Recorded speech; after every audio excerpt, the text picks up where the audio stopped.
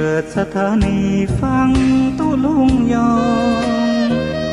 นักเทศเสียงทองชื่อเสียงดังก้องทั่วฟ้าธานีตัวจริงเสียงจริงวัดดอยน้อยแม่ตามเทวีต้อนรับญาติโยมที่มีจิตศรัทธามาร่วมสร้างบุญ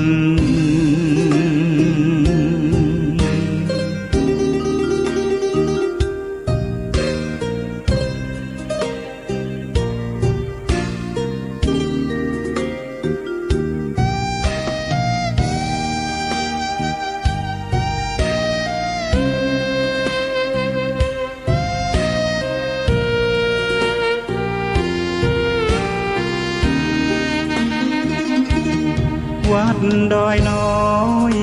อยู่กลางยอดดอยโรยต่ออำเภอดอยละออเขตติดต่อป่าสางลำพูน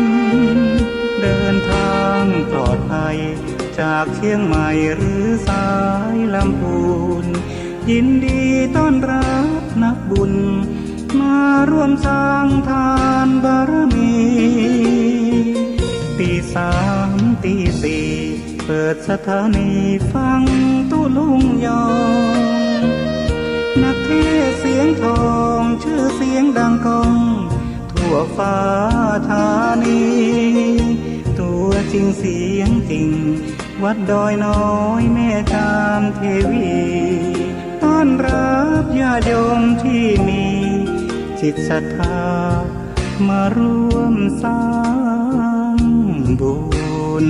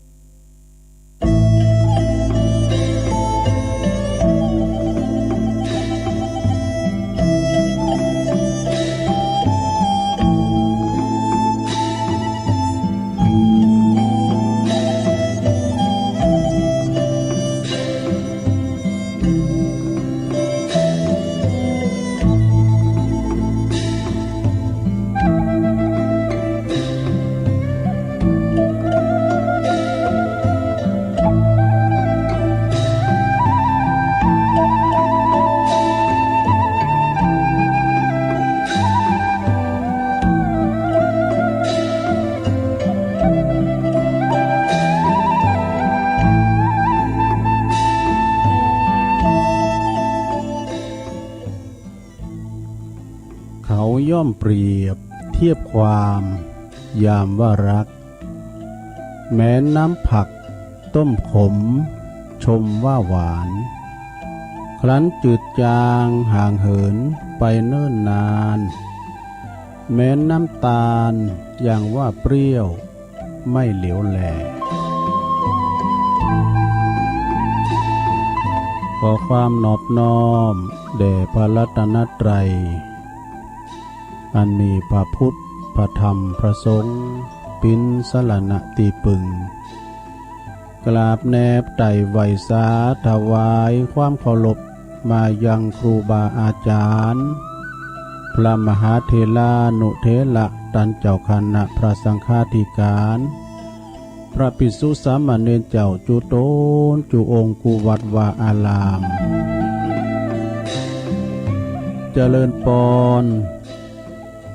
มายังบรรดาปออกไม่ออกศรัทธาตันสาธุชนคนดีทั้งหลายอรุณสวัสดิ์เน้อปอหลวงแม่หลวงปอลุงแม่ป่าปีป่าหน้าเอาอาศรัทธาตีนจ้องห้องวัดเถ่าแก่หนุ่มกำใจยิงทั้งหลายอันปีนกีฬานุปถากสันนิบาตตานเข่าตีได้เปิดวิทยุเปิดเครื่องหับฟังกันอยู่ตั้งหอตั้งเฮินตั้งบ้านตั้งจองกันอยู่ในเวลานี้เนาะเวลานี้ก็เป็นเวลาดีตีสามปลายมาสักน้อยก็มาฟังรายการนี้เปิ้นใส่ชื่อว่ารายการสัพเพเหระปกิณกะขอนลุงไก่แจ้ง รายการเสียงธรรมแสงทองซึ่งก็ดำเนินรายการรับผิดชอบโดยต้นโตแห่งอาตมาภาพเก่ากระผมตุลุงนันชัยวัฒนาคเสโน แห่งวัดพระธาตุดอยน้อยตำบลดอยหลออำเภอดอยหลอจังหวัดเชียงใหม่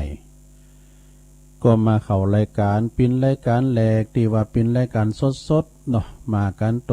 ปินมานั่งอยู่ที่หน้าสถานีหน้าคอมในใต้มือตีหนึ่งแล้วสดาญาติโยมเนาะเพิ่นระว่าโฮมล่ำให้มากะ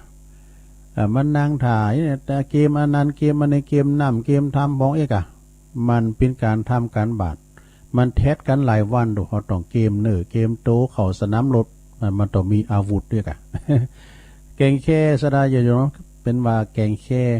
เอาหั่นหน่อยดีหน่อยมาอู่มาจ้าแกงงอมแกงเอากันไปอยู่กับหอกับเฮือนหลงเด้อไปหมดทางใดเถอะ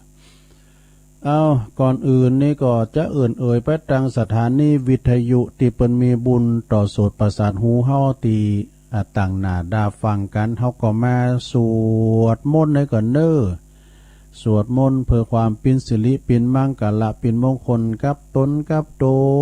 กับขอบกับโคกับลูกหลานตันเต่าเนาะกับลูกหลานตันเต่าครอบครัวอยู่เย็นเป็นสุขอายุหมันควันยืนมีจกมีใจขจัดปัดเป่าเสน่ห์จังไล่ออกไปอะไรอาขาดนี้ไกลแสนโยดแสนว่า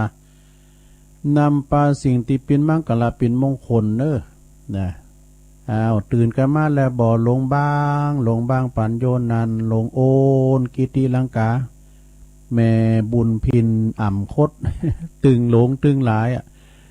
อันที่สามคุณนี่ก็คือว่าพินสามใบเถาหมายความว่าตึงหลงน้องสดาอย่าไปแตกตื่นมืดตาก็ฟังโดยกันแต่ไปลุกมาเดิมมันเจ้าอยู่นอนอยู่ขนาดลงการไผนอนรับแต่เต็มคืนไม้เนี่ยกระเดียวก่อนเดี๋ยวขอปอเถ่ามาเตะทำเดี๋ยวตึงรับหมดปินถ้ำก่อมรับเนอะลงเนอะไว้เนอะอาลาหังสัมมาสัมพุทโธภะคะวาพุทธังภะคะวันตังอภิวาเทมิสวากขาโตภะคะวะตาธัมโมธัมมังนามัสสามิสุปฏิปันโนภะคะวะโตสาวกสังโฆสังฆังนะมามินะโมตัสสะภะคะวะโตอะระหะโตสัมมาสัมพุทธัสสะนะโมตัสสะภะคะวะโตอะระหะโตสัมมาสัมพุทธัสสะนะโมตัสสะภะคะวะโตอะระหะโตสัมมาสัมพุทธัสสะ อิติปิโสภะคะวะอะระหังสัมมาสัมพุทโธวิจจาลานะสัมปันโนสุขโตโลกวิตูอนุตตโลปุริสธรรมสารถิสัทธาเทวมนุสสานังพุทโธภคะวะติสวากขาโตภคะวะตาธัมโมสันติทิโกอากาลิโกเอหิปัสสิโกโอปันนะยิโกปัจจัตตังเวติตาโปวินโยเหติสุปฏิปันโนภะคะวะโตสาวกสังโฆอุจจุปฏิปันโนภะคะวะโตสาวกสังโฆยายะปฏิปันโนภะคะวะโตสาวกสังโฆสามิจิปฏิปันโนภ ภะคะวะโตสาวกสังโฆยัตติตังจัตตาลิปุริสยุคานิอัฏฐปุริสปุคคลาเอสะภะคะวะโตสาวกสังโฆอาหุนายโยปะหุนายโยตักขินายโยอัญจลิกาลนิโยอนุตตลังปุญญเขตังโลกัสสติจายันโตโปธิยามุเลสักกายานังนันทิวัตตาโนเอวังตวังวิจัยโยโหหิใจยสุใจยมังคะเลอัปปลาจิตตปันลังเกสีเสปตะวิปุคะเลอภิเสเกสัพปะพุทธานังอากาปโตปโมทาติสุนักกาตังสุมังกาลังสุปะปะตังสุโหติตังสุขันโนสุโมโหโตจะสุยิทังพรัมมัจจาลิโสปะทักขินังกายกัมมังวาจากัมมังปะทักขินังปะทักขินังมโนกัมมังปณิทิเตปะทักขินาปะทักขินานิกาตวนะลาพันตัเถปะทักขิเนสัพพิติโยวิวัจจันตุสัพพะโลโกวินาศตุมาเตภวัตวันตะลายโยสุขีติกายุโกภวะอภิวาตานาสีลิสันนิจังวุตตาปัจจายโนจัตตารโอธรรมาวาทันติอายุวันโนสุขังปะลังเอาแล้วศรัทธาญาติโยมต่างหลายตุลุงก็ได้ปิ้นเก้าปิ้นโหนำสวดมนต์ไหวพระไปปิ้นตีเรียบร้อยเนาะขอกุณพระติตะไหลลัตนะผ่านแผ่วพระเกี่ยวเจ้าตั้งสามประการจงดลบันดาลมาปกป้องคุ้มครองรักษาครูบาอาจารย์พระสงฆ์องค์สามเณรเจ้าอยู่กับวัดกับว่าเนาะมีสลีติคามีความงอกงามไพบูรณ์ในพระศาสนาขององค์สลีสัมมาสัมพุทธเจ้าปินเนอร์นาบุญ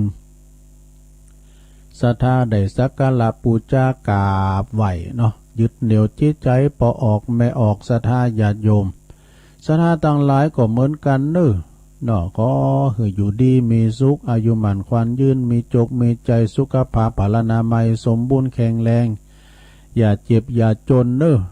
ขอปิ่นกำลังจิตกำลังใจปอลุงแม่ลุงเขาที่เดินเหินไปไหนไปทางใดไปวัดไปว่าบ้าใดนี่นะติดตังติดเต้งก็ดีปิ้นยังเอาวิทยุปิ้นกูปิ้นกีมไปเนาะมีความหักในการฟังปะเตสุสูสังละพะเตปัญญังนะฟังโดยดียอมเกิดปัญญาแล้วก็ตั้งปอกาในคายนอกกาคายไล่ลองไปกาดไปลีปอกาดเมลีต่างหลายกาเมนไขมานหิมากาขึ้นเปิ้นอยู่ใดเฮาอยู่ใดบ่กล้ากำให้เกินโคนเนี่ยไปกาดไปลีก็ใส่แมสเด้ป้องกันตัวเองเนาะแล้วก็ขอคือกิจการการขายของทานการกรุงลุงเริงเจริญวัฒนาทาวรยิ่งขึ้นไปเนอะเอาต่อไปขอเไปตั้งสถานีวิทยุที่เปิ้นมีบุญหูแก่หมู่เฮาเจ้าขาดตั้งหลายนะสถานีวิทยุในเครือข่ายที่เปิ้นรับสัญญาณรายการธรรมะนี้โชงเจ้าเวลา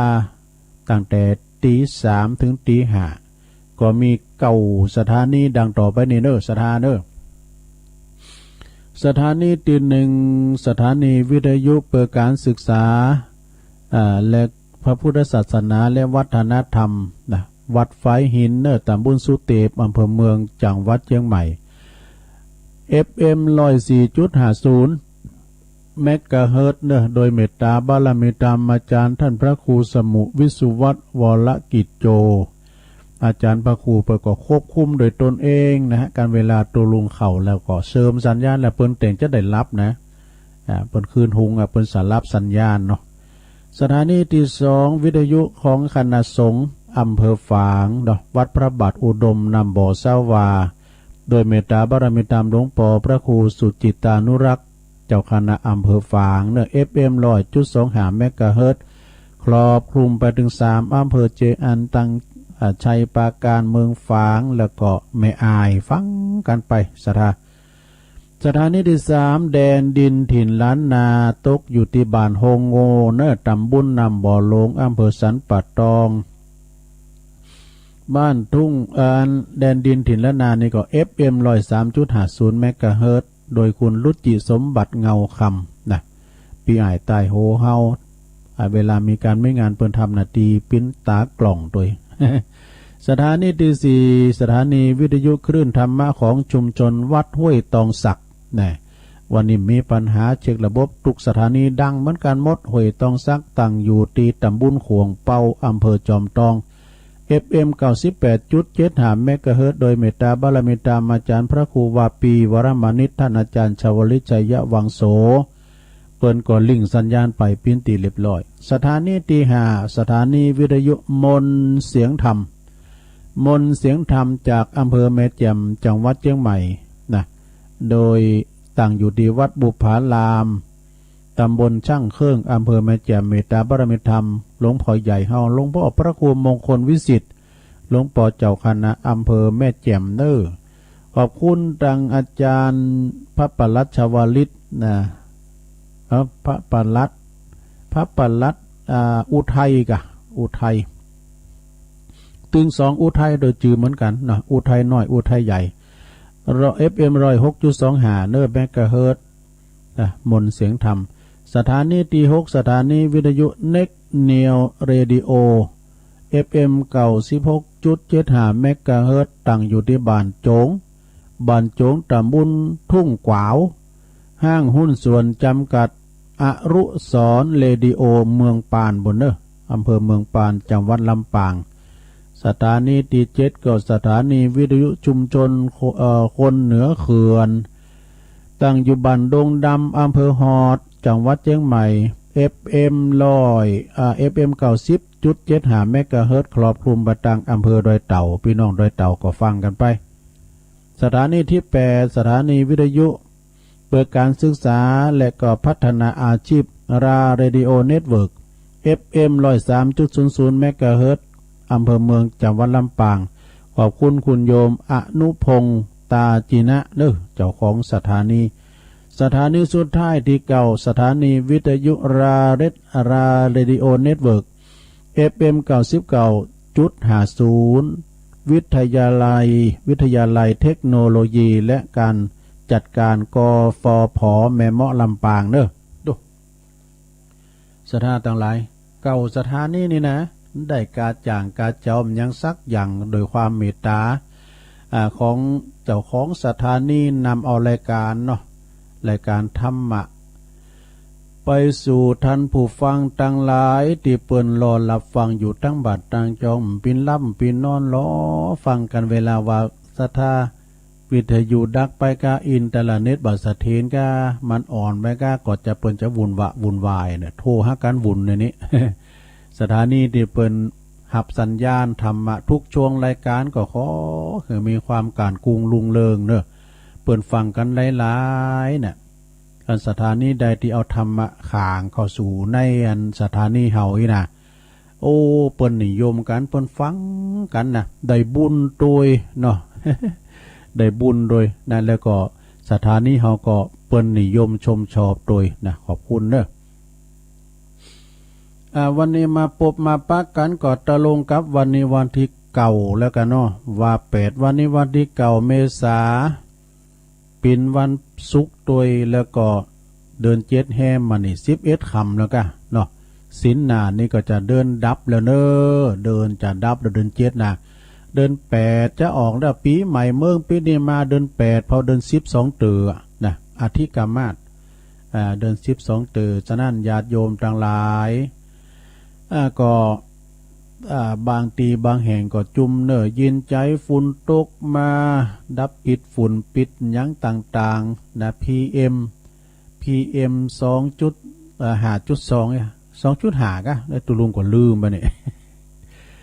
ก็หูซึกว่าเดือนนี้ก็อากาศโล่งสบายขึ้นห้อนว่าแดดเพ่งเนี่ยว่านะปูดเพราะว่าจะได้ตากข้าวพอดมันแดดดี แดดอีกก็ตากเข่านะกาเนี่ยก่อนนี่เปิ้นตากเข่าดอกเขาเปลือกเขาเนี่ยกะก่อนนี่เปิ้นขายศาสตร์ด้วยวียังมีในสะดามก่อนนะวีที่เป็นวีเข่าคุก็ยังมีนะตุลุงเคยแบกด้วยแบกคู่ไปกลางตุงกลางหน้าเปิ้นเอาไม้อันนะกะไม้อันโลที่เปิ้นเอาตักเข่าพุยแล้วก็เอาวีนั่นละอ่อนเดียวหูจักโธ่ตุลุงก็หาบขามโคแล้วจะหมูเดียวกันนะคุสติ๊กปด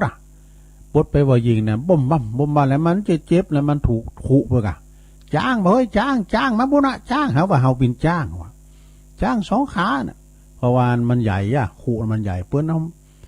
ภูมิปัญญาคุณนี่ก็เน็ตนะแกนะเนาะเปิ้นเอาไม้เนี่ยปิ้นหลิมนะเปิ้นเอาสารปิ้นขู่นะแล้วก็เอาไปไว้สมมุติเฮาตีเขาคืนเนี่ยนะเอาไปแมลงละไปแมลงน่ะซ้ำเต็มก่อนมะนาวเนี่ยเนาะหน้าเขาดอกแล้วก็ซ้ำเตือนะไปปึดแล้วก็เอาเฟืองไปลบปึดนอนในขุก็มีอยู่อุ่นดิวะ อย่าเขากำมากะนอนในขุก่อนพี่โพงสนะพี่โพงเนี่ยมันปิ้นพี่โพงแม่ลูกน้อยลูกก็ตัวน้อยแล้วมันก็ไปซอหากินเนาะพี่โพงเนี่ยมันจะเอาหูดังมันไปคือเตียนหัวขึ้นใดวะปากกายออกมามงมันก็ไปลูกน้อยไปนี่มันก่อนมันจะมีไฟฟ้าเนาะการเอาหันมานะเอาว่าจ้างน้อยมันโมงอย่างดีๆแหละกันว่าพี่โพงดับวูบเลยแหละอุตระวังเนี่ยตอนนั้นมันจะมาขาหอกมันก็เอาลูกน้อยไปไว้ปื้นคู่นะแล้วมันก็ไปเสาะเขตเสาะกบเนี่ยมาดูดกินมันก่อนนี่หันได้หน่อยลงเอาหันมันตามมันอยู่ทั้งหมดบุญขีดไทยก็เขตมันยังมาตายเนาะม่านว่าไหนมันก่อนให้มีแต่เนอะแล้วก็มันก็เล็บไปเล็บมาพี่ว่าเปิ้นจะมาตีเข่าเดี๋ยวเปิ้นปืดคู่ก็หันละอ่อนน้อยเล็บไปเล็บมามันจะไปเอาของใดเปิ้นกูหูจักเนาะอีโดก็มันปีกไปเฮือแล้วนะมันจะเอาหูดังไปหูดไปไปสีที่หกขึ้นใดเนี่ยไฟมันจะดับก็คูณไปปีนขึ้นได้นะเอาตังลุมขึ้นตังบุญตังลุมตังเอาไปปีนขึ้นตังบุญเอาตังลุมเป็นตังบุญตังบุญเป็นตังลุมไว้นะมันจะเล็บไปเล็บมาวะหอนไปเลเพลินไปเฮินใจแต่ขืนได้ไม่ใจวะเฮินใจแต่ขืนได้ไม่ใจ คุณเถ่าเราฟังตุลุงกลมหันก่อนแหละตุลุงกลมจะเคยปีนแล้วแล้วก็มันก็ไม่ขืนได้เนี่ยมีหันคนหนึ่งบ่าว ไปเอวสาวลงเต็มนะนางอู่นะนางอิงฟ้าเป็นอย่างอิงเสาโดดสาวกับสารเข่งอย่างนี้กันพูดเนาะพอใจตัวปอบนเนาะพอตัวปอมันไม่เอาตัวแม่เนาะคือว่าเป็นแฟนกันเนาะที่ว่าเปิ้นก็ว่าเอาอย่างต้องกุยเนี่ยนะมันพี่จะเฮือนนั่นแหละเอามาส่องผ่านต้องกุยนะจะหันลิงอยู่2 พุ่มบ่าเลน่ะเจ้าจุว่ายิงเด็กยิงงามมันเหลือมมาแล้วก็ปิ้นนกเก่าเนอะปิ้นนกเก่าก็ว่าปอจายตัวปอจะปิ้นพิกะไอ้เนี่ยมันนกเก่าจะมาก่อนเนาะนกเก่าจะมาก่อนก็ว้าวมันสักกะเดก็เจ้าตัวมานี่มันเป็นจีดกับเวลาก่อนเนี่ยไผกับลุงไง ลุงนะบอกว่าไปเจอตัวแม่ตัวแม่ปีนั้นพิก้าไอ้นี่ปุตโตก็เขามาเฮือนอันนี้ตัวมาอยู่นี่นกเนี่ยนกเก้านะปุตมัดจับอยู่นะเอาถอดเอาหาวสุดปัดเอาปีกนี่หอมสดๆ ปีกหอมสดๆว่ะตัวมันนี่ก้าเนี่ยคอนเขาบันเลยตัวพระเจ้าลูกคุณเนี่ยปุตโตเอาปีกนี่หอมสดๆมันนี่ก็เป็นเราฟังเนาะฉะนั้นเอามาเราสู่จู้กันฟังไอ้กะสเปเฮละดอก ก็เป็นวันศุกร์วันนี้เนอสถานเนอศุกร์เอาเราเสาเอาหน่วยแล้วก็พวกนี้จะเป็นวันเสาร์นี่ก็จะมีกิจกรรมแถมแล้วพวกนี้โตเพื่อจะมากันหลายเนอเป็นวันเสาร์จำลองมาจากจังหวัดต่างว่าเป็นวันศีลจะมีการโยงเข่าบาทโยงเข่าพระเจ้าแล้วก็สุมาขันเกี่ยวตัง3เนี่ยกะนะ อาจจะไหวพระหับศีลวันพุกนี้คุณจะมาหลายปอจานปอลามนี่แล้วก็ตังทันนายกเขาก็ดีปอกำนั่นปอหลงปนจะมากันนะตุปอทาเขานี่กะแล้วนั่นพวกนี้จะมีกิจกรรมนองสถานเนาะแล้วก็วันนี้ก็จะมีทำเหมือนกันเนอะวันนี้เดี๋ยวกันเดิมพันเป็นมาขันเตียดเป็นมาละว่าถ้าเตียดก็ดื่มเต้นใช่กันวันนี้จะตั้งใจเตียดให้ฟังนะแม่สุกอินใจคำหอยโจดอยหล่อเนอปิ่นเจ้าภาพแม่สุกนี่กับเพิ่นฟัง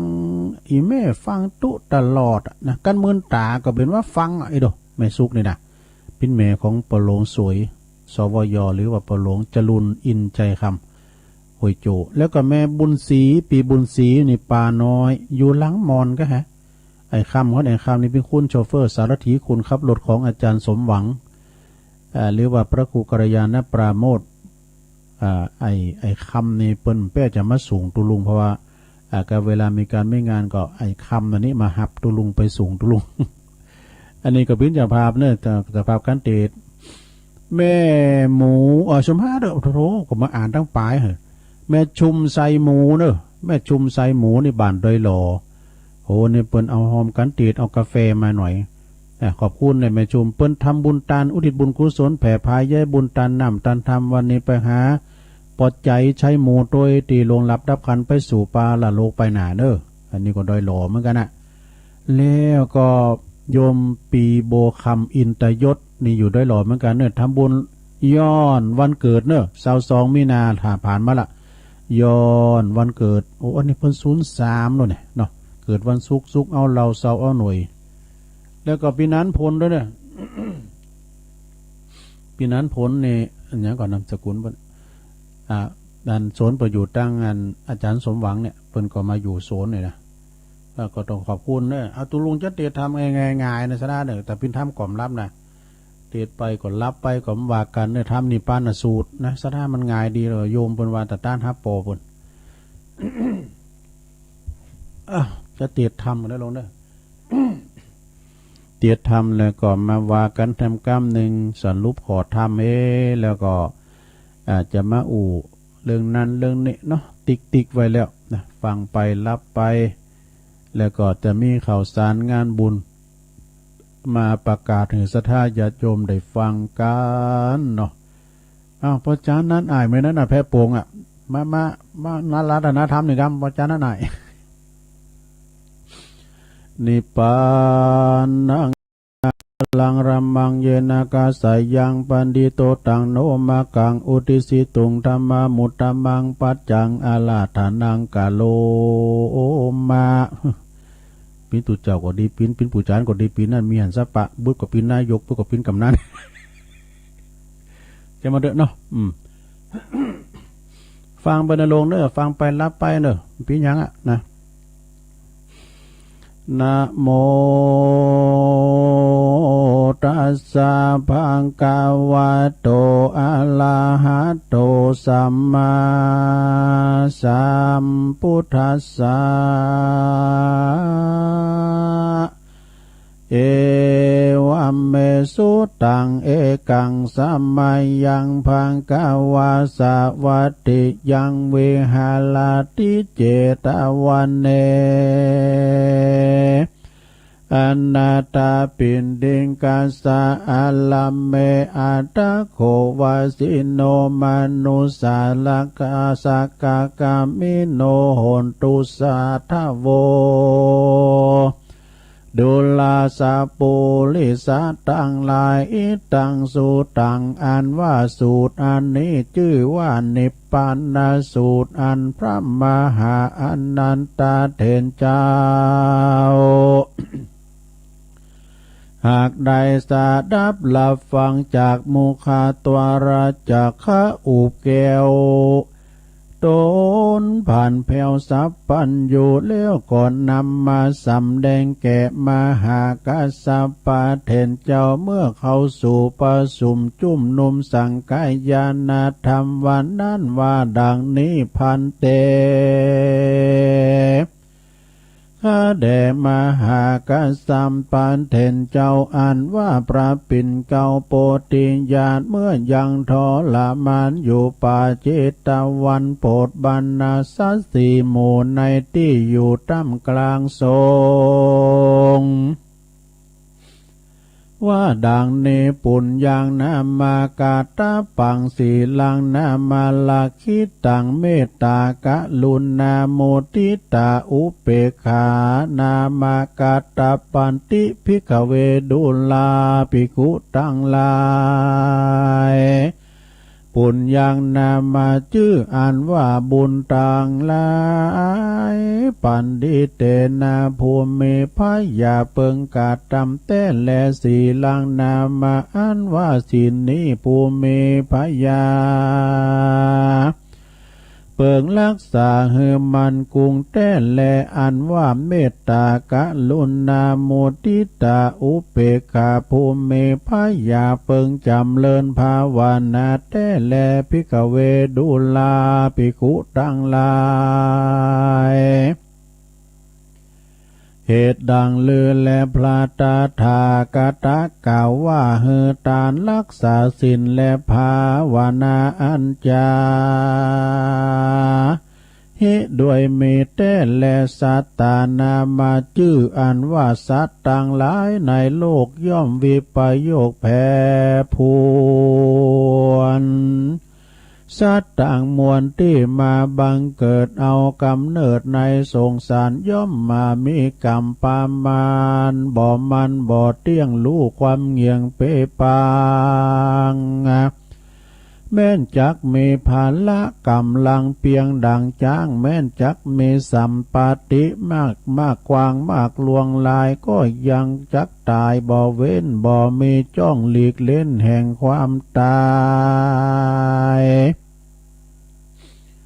ประการหนึ่งนั้นนาไผบ่อาจกฎหมายรู้ใดยังปีเดือนวันยามตายเม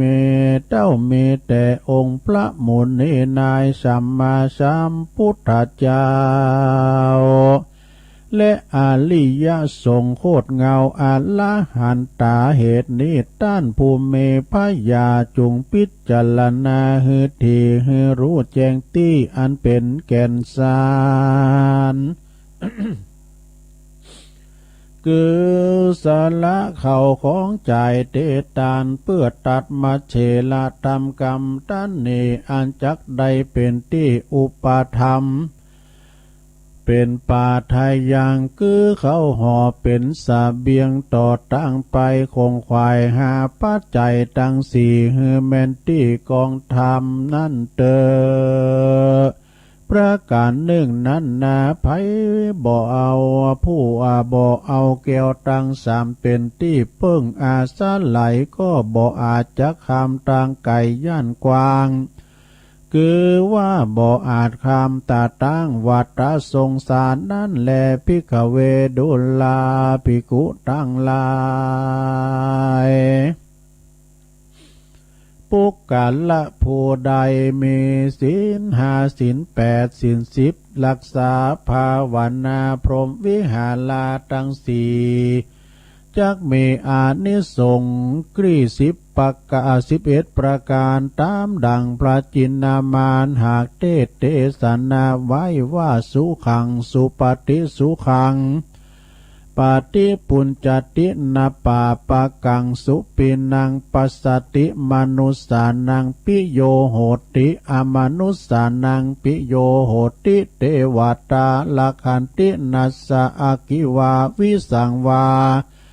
สัทธังวากรรมติตุวุธังจิตังสมาธิยติมุขวันโนวิปัสสิทติอสัมมมุลเหมุลโห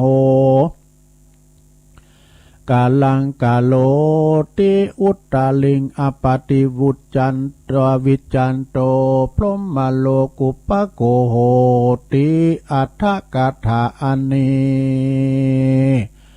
อานิสงส์จีจาใครว่าปุกกะละผู้หนึ่งผู้ใดเอาเมตตาเป็นที่เปิงจำเลินทำจุคืนวันบ่ขาดยามลับก็หากเป็นสุขเหลือลา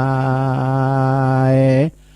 ตื่นขึ้นมาก็สบายจมจื้นบ่ฝันหันหลายฮือตื่นตกใจแม่นไปที่ต่างใดก็มีผู้โหมรักใคร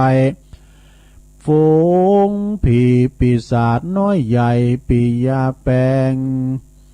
เทวดาเตรียมแฝงวงเวทเฝ้าไฟยาพิษและหอกดาบนั้นเล่าบ่คาฮือตายจิตใจมุ่งหมายเป็นสมาธิได้เรียวด่วน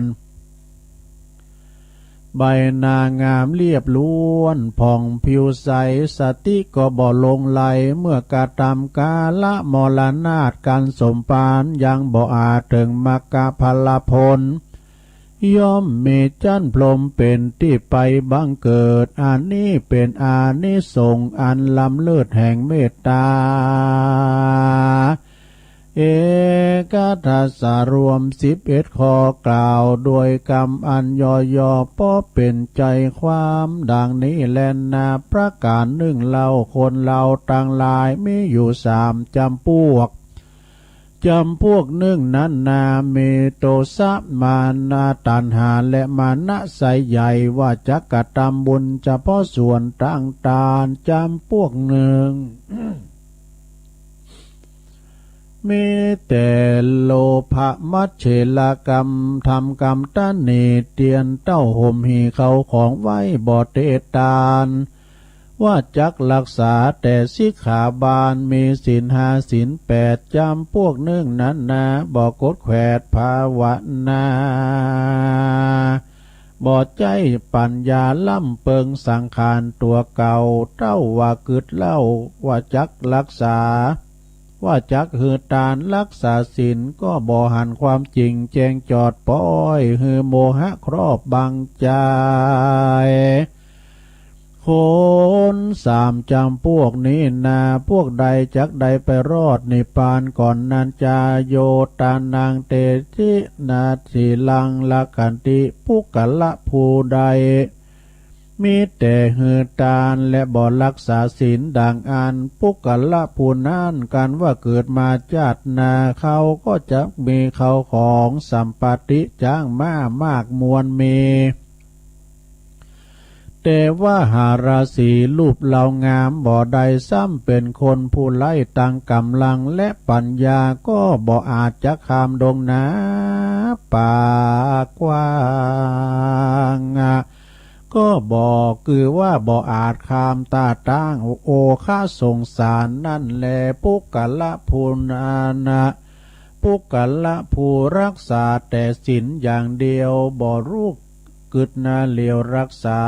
อาจักขือตานและภาวนาการว่าเขาเกิดมาชาตินาก็จักมีรูปงามสร้างงาเลิศเหล่างามแต่ว่าหากำลังและสัมปติบ่ใดก็บ่อาจจะข้ามตาตั้งก็บ่อาจจะข้ามป่าใหญ่คือโอคะสงสารนั้นแลปุกกะละภูมีหือแต่หือตานปุกกะละภูหือตานและรักษาศีลเต้าว่าบ่ได้ภาวนา การว่าเขาเกิดมาชาตินาก็บ่ตกถอยจ้าสัมปติมั่งมุนมีรูปงามรูปกายก็งามดีสะอาดเต้าว่าไร้ขาดตังปัญญาคือบ่มีพยาแจ้งจอดบ่รู้แจ้งรอดต่างธรรมบ่รู้ต่างกรรมอันใดเป็นบุญและบาปเหมือนดังผู้มีกำลังและเขาของมากทมทองเต้ามีแต่เต้ามีตาทั้งสองหากบอดก็บ่อาจจักไปลอดถึงเวียงแก้วยอดเนลปานนั้นแลภิกขเวดุลาภิกขุต่างหลายปุกกะละยิ่งใจผู้มีพยาภาทานาใครถึงสุข3 ประการเฮอมีสัทธาหารมีสัทธาหารเป็นข้อเก้าเชื่อใส่ในคุณแก้วเจ้าตั้ง3 4หลังรักษาศีล5ศีล8ตำนองสุตตาหือมันสดับรับฟังคำสอนของนักปราชญ์เจ้าประการหนึ่งเล่าผัว ผู้จักรักษาศีลใดเฮือใดหันจริงแบบเบาตามดังพระพุทธเจ้าหากเทศนาว่ามนละแห่งศีลนั้นนามีห้าประการคือมีหิริความละอายต่อบาปคือมีความละอายต่อบาปโอตตัปปะมีความสะดุ้งขยาดเกรงกลัวยังกรรมมืดมัวตังบาปขันตีหือมีกรรมอดต่อสัตว์ที่หือมีกรรมอดต่อสิ่งอันร้ายหยาบนาอันหนึ่งก็หือมีเมตตา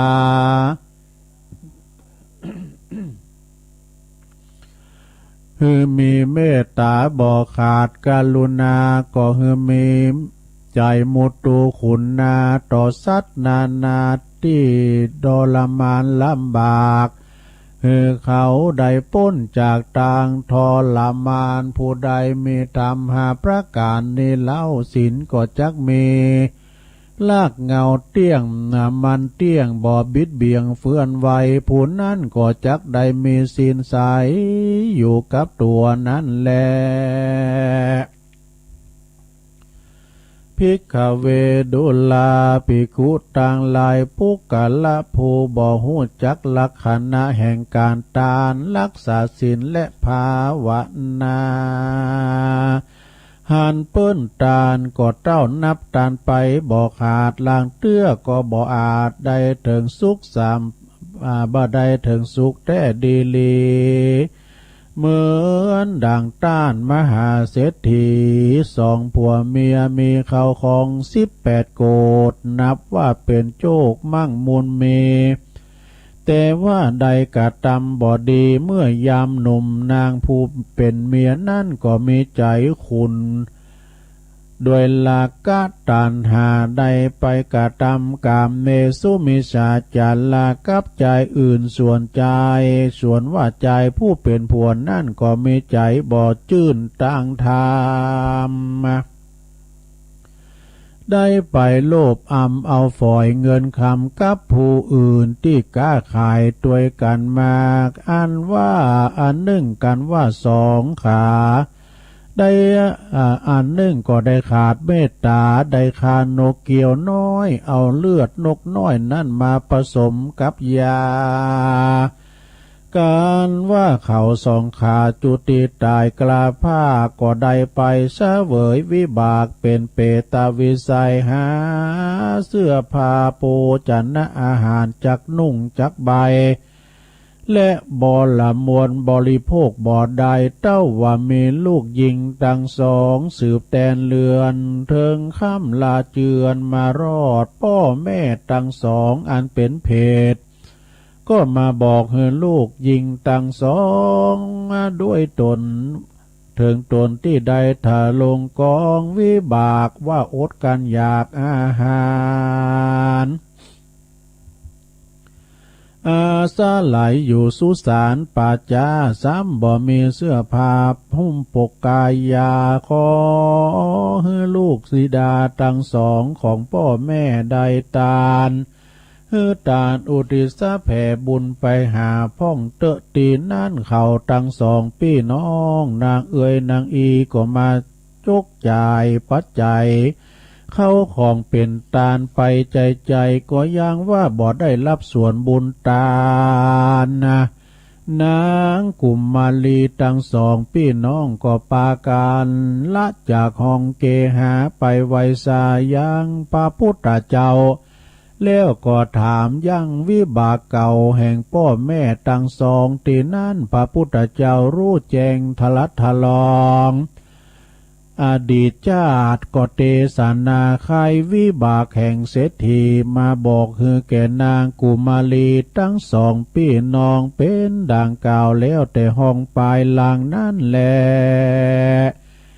แล้วก็เทศนาธรรมฮืออันจักฮือปูนจากกรรมวิบากฮือแก่นางกุมารีทั้งสองว่าฮือปากันไปหาผู้จบทองแต้มเขียนยังทำนิพพานสูตรเป็นตาล แล้วอุติสาสารไปหายังพ่อแม่ก็จักได้ป้นเสียอย่างตุกและก็อาจป้นเสียอย่างตุกแก่อันเป็นเปตวิสัยจะแลปุณทิวเสตกวันลุนมาลอดนางตังสองก็ใบได้ประกอบวัตถุปัจจัยพร้อมกับตั้งธรรมดวงใสชื่อว่าธรรมนิพพานสูตรไปถวายทานแล้วอุทิศบุญสารไปหายังพ่อแม่ปิตามารดาผู้เป็นเพศก็ลวดได้ป้นจะเขตเป็นเปตวิสัยกับกายไปเกิดจันฟ้าเลิศเมืองสวรรค์ก็มีวันนั้นแลตุมเหภวันตาต้านต่างหลายมวลหมู่อันมาสดับอยู่ฟังธรรมก็เป็นบุญพลกรรมอันประเสริฐปาเกิดสดสดีแม่นอุปาสกะอุปาสิกาต่างหลายมีใจภายจมเจิญเอาธรรมนิพพานสูตรอันนี้ไปยื่นยอตานไปหายังผู้อานิจการไปนาก็จักเป็นบุญอันแก่กาได้พ้นจากต่างทุกข์ยากแต่ดีลีเป็นดังต้านมหาเศรษฐีทั้งสองผัวเมียนั่นแลเตสนาวสเนสาติตกาธรรมเตสนาปหุโสตาปฏิภาลาตินิปาปุณิงสุในเมื่อแล้วธรรมเทศนาอันมีชื่อว่านิพพานสูตรดวงพาเสดก็บังเกิดยังพลธรรมมากนักแก่บริษัทต่างหลายสี่หมู่อ่านพร้อมนาอยู่ฟังธรรมพ่องก็ได้ถึงธรรมวิเศษมีประเภทว่าโสตาสกิตากาอนาคาอรหันตาตามบุญสมปานแห่งตนอันใดกาตาที่การมาแต่ก่อนวันนั้นแลก็มีด้วยประการดังกล่าวมานี้แหละนานิพพานาสุตังนิติตังขียาอันกล่าวยังธรรมสังวานานาเก่ายังธรรมนิพพานสูตรก็บังโกมโสมเรสเด็จแล้วเต่านี้ก่อนแลสาธุสาธุสาธุรับไปหมดแล้วก็หลงสาธุเปิ่นดึงว่าเป็นถ้ำก่อมรับเป็นถ้ำก่อมรับขนาดตุลุงตีแต่ในที่จะรับในพวกกระปิ้นขี่รถขับรถกับสะเลวออกนอกข้างต่างแล้วกะมิ่งไปบีกันยี่ก็เป็นมีตู้เนี่ย ทำนี่ป้านสูตรนั่นลงเนอะเจ้าภาพก็ได้กล่าวน้ำไปแล้วเป็นเจ้าภาพกันตึงโอ้แม่เพนน้ำรู้ลืมไปแม่เพนปอสมซักแม่เพนขาวเตี้ยนี่ขาวเตี้ยกำวัดเตี้ยนี่นะเปิ้นเดิมเปิ้นอยู่ปุ่นสาลีตีปุ่นนะใจเตี้ยสาลีเตี้ยน่ะปัญญาเตี้ยมันไม่มีลายดูอย่างปัญญาดุกเอกอันตำบุญยังทาปลาดุกกายนะ บันทาปุ่นเปิ้นมีดูเนาะซอยเปิ้นนามสกุลปอสมซักแม่เพนขาวเตี้ยโดยปิ้นเจ้าภาพอุทิศบุญกุศลต้านธรรมนิพพานสูตรไปหาจิตตะดวงวิญญาณของงานปอนน้อยป้าอุ้ยน้อยปันแม่อุ้ยเงินนี่เนาะจีนาอิแล้วก็นายอเนกชัยกวินตานไปหาปอสอนชัยกวินนี่เนาะแล้วก็ตึงหลงตึงร้ายก็พาตนาเอาเด้อเดี๋ยวตุลุงจะปันปอนโวหารหน่อยเด้อเอาตึงหลงนะพาตนาเอาเด้อญาติไผญาติมัน เอวังโหตุดีและอาจารย์ในวันนี้ก็ปินวันดีสลีสุปมังกาลากาตาอันประเสริฐลำเลิศยิ่งกว่าวันและยามตั้งหลายบัดนี้หมายมีเจ้ามูลศรัทธาตั้งหลายได้ปากันสลงคงควายตกแต่งแปลงพร้อมน้อมนำมายังมัทุบุพาลาจาดวงดอกขอตอกดอกไม้พร้อมกับธรรมเทศนาอันมีชื่อว่าธรรมนิพพานสูตรมาเป็นตาลเปิดจักอุทิศแผ่กุศลนาบุญตาลอันหลายทั้งหลายนี่ติดตามไปโดยหาอย่างจิตตาดวงวิญญาณของเหล่าญาติกาวงศาปู่ญาตาทศ ทั้งหลายก็ดีเจ้ากรรมนายเวรพอเกิดไม่เกิดผู้แทนยาแทนเตมบุเทวดาสเปสตาทั้งหลายอันเขาเจ้าทั้งหลายได้ลุ่มหายใจจากไปแม่นว่าได้วางจิตใจอาลุมอาลัยไปบ่อจางได้ไปตกตองหว่างอยู่ในระหว่างปัตุจาตุละอาบายกับกายไปเกิดพินพีและเปรตทุกขเวทนาห้อนก็บ่ได้อาบยาก็บ่ได้กินอย่างใดก็ดีก็กุศลบุญญาราศีอันนี้จงได้ไปหลอดไปถึงในกาละวันนี้ยามนี้เฮือได้กินได้บริโภคปิ้นข้าวติบน้ำติบแม่นว่าบุญกุศลอันนี้อยู่ไปฮอดเมื่อเจ้าก็ขอปิ้นข้าวง่ายไปฮอดเมื่อควายขอกับกายปิ้นข้าวตอนไปจุดจอดหลอดถึงยำตอนขอกับกายปิ้นแก้วปิ้นแสงไปฮอดยำแรงขอกับกายปิ้นแผ่นเสือแผ่นป่าไปฮอดเมื่อละขอปิ้นข้าวติบน้ำติบพาตนาสิปากการเหตุต้นโตเขาเจ้าตังหลายได้กินได้บริโภคได้ปนเสียจากที่ยาบครักเสียจากที่ทุกข์ได้เสวยความสุขในสัมปรายภพนั้นจงจะมีบุญกุศลอันนี้ก็มีนักนาป้าป่านขอปิ้นพ้นสัตว์ตอนยอดมาสังพิทักษ์ปกปักรักษาอย่างเจ้ามูลสัทธาตึงลงตึงหลายให้ได้อยู่เย็นเป็นสุขมีอายุมันควันยืนมีโจกมีใจหิมากาขืนมีอนาคตลุ่งโลดแจ่มใสอยู่ก็คือมีใจไปก็คือมีโจกมีลาผาแป้ขาเซิกศัตรูหมู่ม่านทั้งหลายคือได้เจริญไปโดยจตุรพิษละปอนใจคือมีอายุวันนะสุขภาละนั่นจุงจักมีเตียงแต่ดีลียะทาวาลีวหาปูลาปาลีปูเลนติสากาลังเอวะเมวะอิโตตินังเปตานังอุปกัปปติอิสิตังปะถิตังตุมหังคิปะเมวะสมิจตุสเปปูเรนตุสังกปะจันโทปนาลโสยถามณีโจติลโสยถาโสยติธัมโมจะอายังเนทัสสิโตเปตานะปูจาจักตาอุลาลาปาลัญจาภิกขุนามานุปัตตินังตุมเฮหิปุญญังปสุตังอนาปการติสัปปีติโยวิวาจันตุสัปปะโลโกวินาสตุมาเตภวัตวันตรายโย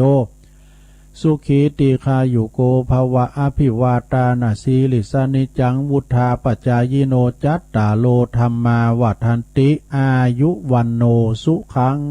ปะลังสาธุได้สักบาท กว่าไปปิ้นยังได้ละเดิมพันวันนั้นแล้วเนาะเอี่ยสดายโยมทำผูกนี่นะถ้าว่าพระจัดต้านนำตันตามไปหาปอหาแม่เอาทำผูกเนี่ยเน็ตกำแล้วหลงของนางนางอีเหรออันนางกุมารีทั้งสองน่ะปอเมไปปิ้นเป็ดนะวิสัยปิ้นพีปิ้นเพดหยุดป่าเหี่ยวปัจจ้าบ่ดุ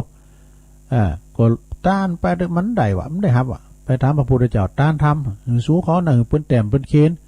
ต้านน้ำต้านดำนี่ปานสูตรนี่จักปุ้นกะล่างตกแต่งห่างวันนั้นย่ำเต้นได้ต้านเด้อดูย้ำขามคืนปอแม่กกป้นจากปิดเปตวิสัยเนี่ยกับกลายเป็นเต็มบุตรเทวดาเนี่ยลงเนออันนี้ก็พระจะเอามาต้านยามเดินจีปีใหม่ก็ดีก็ต้านกับไปปิดยังแต่เทศกาลก็ต้านได้ต้านไปหาปอหาแม่ใจยาค่าคูณของเฮาปินถ้ำนิปานสูตรเนอะตุลุงก็อมาเตโดยยนโดยยอกับศรัทธาญาติโยมต่างหลายได้ฟังกันนะเปิ้นก่อนมีในธรรมผู้นี้มีหลายอย่างเปิ้นว่าการรักษาแต่ศีลอย่างเดียวการหืดตาเนาะแล้วก็มีการรักษาศีลมีการภาวนาตานอย่างเดียวเกิดมานี่ไผไข่งามหืดไผไข่รวยก็หืดตานเขาของสัมปติจ้างมามากมนมีแต่หาราศีเลิศเรางามบ่ได้ไม่ได้หักษาศีลดูมีเงินมีคำพอละคุณทำเตอนะหลวงพอเตอคุณจัดงามน่ะมีเงินน่ะอย่างเฮานี่เฮาเนี่ยมีเงินแหละถึงงามก็ถึงงามเงินก็ถึงมีมีมันมีหน่อยนะมันตัวกำปากให้กะ มีในมันมีน้ำหนักมันมีน้ำหนักมันมือในฟ้าแมพแล้วก็บางคนนี่หักษาศีลแล้วก็ภาวนาต้านนี่นะเปิ้นว่าไข่งามคือรักษาศีลรูปร่างก็งามสง่าแต่หาพยาปัญญาบ่ได้ทั้งหมดนี่แต่บางคนก็ภาวนาแล้วก็รักษาศีลต้านนะอย่างสักอย่างนี่นะรักษาศีลอย่างเดียวภาวนาอย่างเดียวมีปัญญาเนี่ยนะภาวนาขึ้นมีปัญญาทั้งหมดล้อมพอกะสดาญาโยมบางคนเนี่ยเลือดเรางามได้แต่ปุตตุเต่งจะดีนะปุตตุอันนี้เนี่ยพอมันนายธนาคารได้นะพอพิพันธ์วรรณะก็ดีแต่คืนว่า ไล่ขาดทั้งปัญญามีเงินมีคำเนาะอันนี้เปิ้นหักษาศีลแต่ว่าเปิ้นได้ตารับจ้างอ่างบายอ่ะ เนาะคือมันครบโทนนะลงเด้อตาลศีลภาวนาเนี่ยตาลศีลภาวนาเนาะเนี่ยอย่างเงี้ยการเปิ้นซาเลยเนาะหรือว่าการเดียวของหมู่เฮาต่างหลายนะมีความสงบสัก1 นาทีเด้อไอ้น่ะก็เดียวไอ้หมู่ทั้งนอกเลยอันแซกเข้ามาล่ะพวกขี้มาจุนไก่ป่ะนี่ มันโจรไปจุนไก่ไว้เลยก็ต้มดักภาวนาก็ยิ้มดักไว้หันที่อื่นบนน้ำใจบ้านเฮาเลยนะจ้ำดีกว่าไล่หมุนในบ้านเฮาก่อนนักแก้วนี่สระญาติโยมทั้งหลายนี่ลุกมาเมื่อเจ้าก็ได้ฟังน้ำฟังธรรมได้ปันป้อนเฮ้ยปุตตูฟังไปก็รับไปเอาเปรียบก็นี่เฮามาเล็งพอเนี่ยสระญาติโยมเปิ้นที่เปิ้นนี้ภัยสงครามเนี่ยปิ้นดีเอ็นดูตุลุงมานอนกึดอันมือก่ายหน้าผากฝนตกสิเนาะตามบุญก็ดีระวังแล้วก็อยู่ตามผาตามดอยด้วยเนี่ยก็เลยมีว่าคุณเฮาเนี่ยนี้ตายกันมาเปิ้นนี้มดห่มนี้ก็ยังแฮมหน่อยเนี่ยสถาภัยสงครามนะเปิ้นเฮาเมืองเฮาดีๆนะเป็นเมืองปุดนะอยู่กันอยู่เย็นเป็นสุขล้านนาเฮาเนี่ยมีล้านนาวเนี่ยมันเป็นสุขอกสุขใจแต่ลงลูกมาเมื่อเจ้าก็ฟังน้ำฟังธรรมทุกระยะทุกโชงรายการว่าเจ้าซ้ายบ่ายเย็นเมื่อค่ำยามคืนก็ฟังกันเนี่ยเนาะขันแนว่ามีวิทยุเนาะฟังกันไปตัวลุงก็ว่ามาเด็กชั่วโมงหนึ่งพอดีสดาญาติโยมทั้งหลายเอาอันนี้มาว่าทำกรรมหนึ่งเกินเนาะพวกเจ้านี่ก็จะมีรายการพิเศษนะหลวงนะพิเศษอย่างตุก็จะไหวพระรับศีลนะกะเอาอันนี้วามกรรมก่อนเนาะตัวลุงก็ติ๊กไว้นี่นะเปิ้นว่านะปราดผู้หือความสุขยอมได้รับความสุขนะเฮาใครมีความสุขคุณเดียวเนี่ยเฮาอยู่ทำกลางคุณลงคุณหลายหมุนนั้นเปิ้นตุกเฮาสุขคุณเดียวนี่มันก็เป็นแป๊มได้ต้องสุขด้วยกันด้วยหมู่เปิ้นว่าพระพุทธศาสนาเนี่ยสอนว่าหือทำดีได้ดีทำชั่วได้ชั่วเนี่ยเพราะว่ามีความเจอว่าทำสิ่งได้ก็ได้สิ่งนั้นเนี่ยทำสิ่งได้ก็ได้สิ่งนั้นญาติโยมทั้งหลายคุณหือความสุขแก่ผู้อื่นนะคุณเฮาหือความสุขแก่ผู้อื่นก็ยอมจะได้รับความสุขนี่เป็นการตอบแทนเช่นเดียวกันอย่างเฮามาถามที่เปิ้นเคยออกโครงการเลงโครงการนะเปิ้นสอบเลงโครงการอย่างปีบุญศรีเขาน่ะเปิ้นว่ากันเวลาเปิดโครงการเปิ้นมากินกันบึดด้วยนะ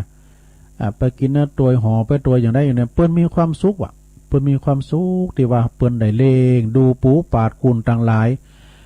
ความหิวเป็นโรคอย่างยิ่งนะหิวโหยเอาน้ำลูกท้องไปก่อนเวลาเปิ้นเฮาหืดต้านโดยข้าวน้ำโภชนาอาหารเนี่ยเหมือนหือกำลังเด้อหือกำลังฉะนั้นก็มีความสุขเปิ้นมีความสุขเฮาก็มีความสุขทุกคนทุกคนยอมต้องการความสุขแต่บ่มีไผที่จะปรารถนาความตุกเลยแม้แต่คุณเดียวเนี่ยแต่ในชีวิตของคุณน่ะได้หลีกเลี่ยงความตุกบ่ป้นบางคนเนี่ยแม่ว่าจะต้องการความสุขแต่ก็หาความสุขบ่ถูกวิธีจึงกลับต้องได้รับความตุกเนี่ยหาความสุขได้ก็รับความตุกเมื่อตนอยากได้สุขก็พยายามให้ความสุขแก่ผู้อื่นคุณเฮานี่จะมีความสุขก็อยู่เพียงคนเดียวโดยผู้อื่นนั้นมีความตุกนั้นยอมปินไปได้ยากเพราะคุณเฮาเนี่ยอยู่รวมกันน่ะถ้าจะมีความสุขก็ต้องมีความสุขเหมือนกันนะคือต้องช่วยกันให้มีความสุขในครอบครัวนะครอบครัวเรามีความสุขสังคมเราก็มีความสุขฮู้จักการแบ่งปันฮู้จักกันความสุขแล้วก็โดยการทำดีมีหลายอย่างเนี่ยทำดีความดียอมจะอำนวยความสุขให้แก่เฮานี่ ความดีนั้นมีอย่างเปิดว่าซะนะ สิ่งใดสิ่งหนึ่งที่คุณเฮาทำลงไปแล้วเนาะก็ให้เกิดประโยชน์สุขแก่ตนเองและก็ผู้อื่นสิ่งนั้นแหละคือความดีเนอะหลวงเนอะคือความดีอย่าไม่หลงเวลาเดินจีปีใหม่ลูกหลานมาก็ปันป้อนเขาเนี่ยก็คือหือความสุขหือความดีกับลูกหลานนะการบริจาคก็ดีทานเนี่ยนะก็เป็นการทำความดีเหมือนกันนะการเว้นชั่วแล้วก็ประพฤติดีก็เป็นความดีแล้วก็การรักษาศีลก็คือเป็นความดีนะความดีเหล่านี้แหละเป็นคุณดีอันคุณดีความดีเหล่านี้อันคุณดีคือคุณที่มีปัญญาที่สามารถหู้ว่าถ้าทำสิ่งเหล่านั้นลงไปจะบ่มีโทษนี่แต่ว่าประโยชน์ทั้งแก่ตนและแก่ผู้อื่นกระทำได้ง่ายเพราะว่าเขาหู้ดีว่าทำอย่างนั้นแล้วก็จะมีผลตอบแทนอย่างใดนะส่วนว่าพวกที่คนทำชั่วเนาะนะคนทำชั่วจะทำความดีนั้นก็เพราะการทำอย่างนี้นะมันเป็นการฝืนใจหรอนะฝืนใจต้องเอาชนะกิเลสจึงจะทำได้นะคนพาลนี่ทำไมจึงทำความดียากก็ยากก็เนาะก็ยากก็ตอบว่าเพราะว่าเป็นการฝืนใจของตัวเองคนทำชั่วทำได้ยากเนอะนะการเอาชนะกิเลสคนชั่วก็ทำได้ยากการทำความดีคนชั่วก็ทำได้ยากต้องผ่านสิ่งเหล่านี้มาก่อนจึงจะทำได้นะฉะนั้นคนชั่วจึงทำดีได้ยากเด้อจบลงไปสดาขอความเล็กๆน้อยๆนะเอามาสู่จูกันฟังสดาญาติโยมทั้งหลาย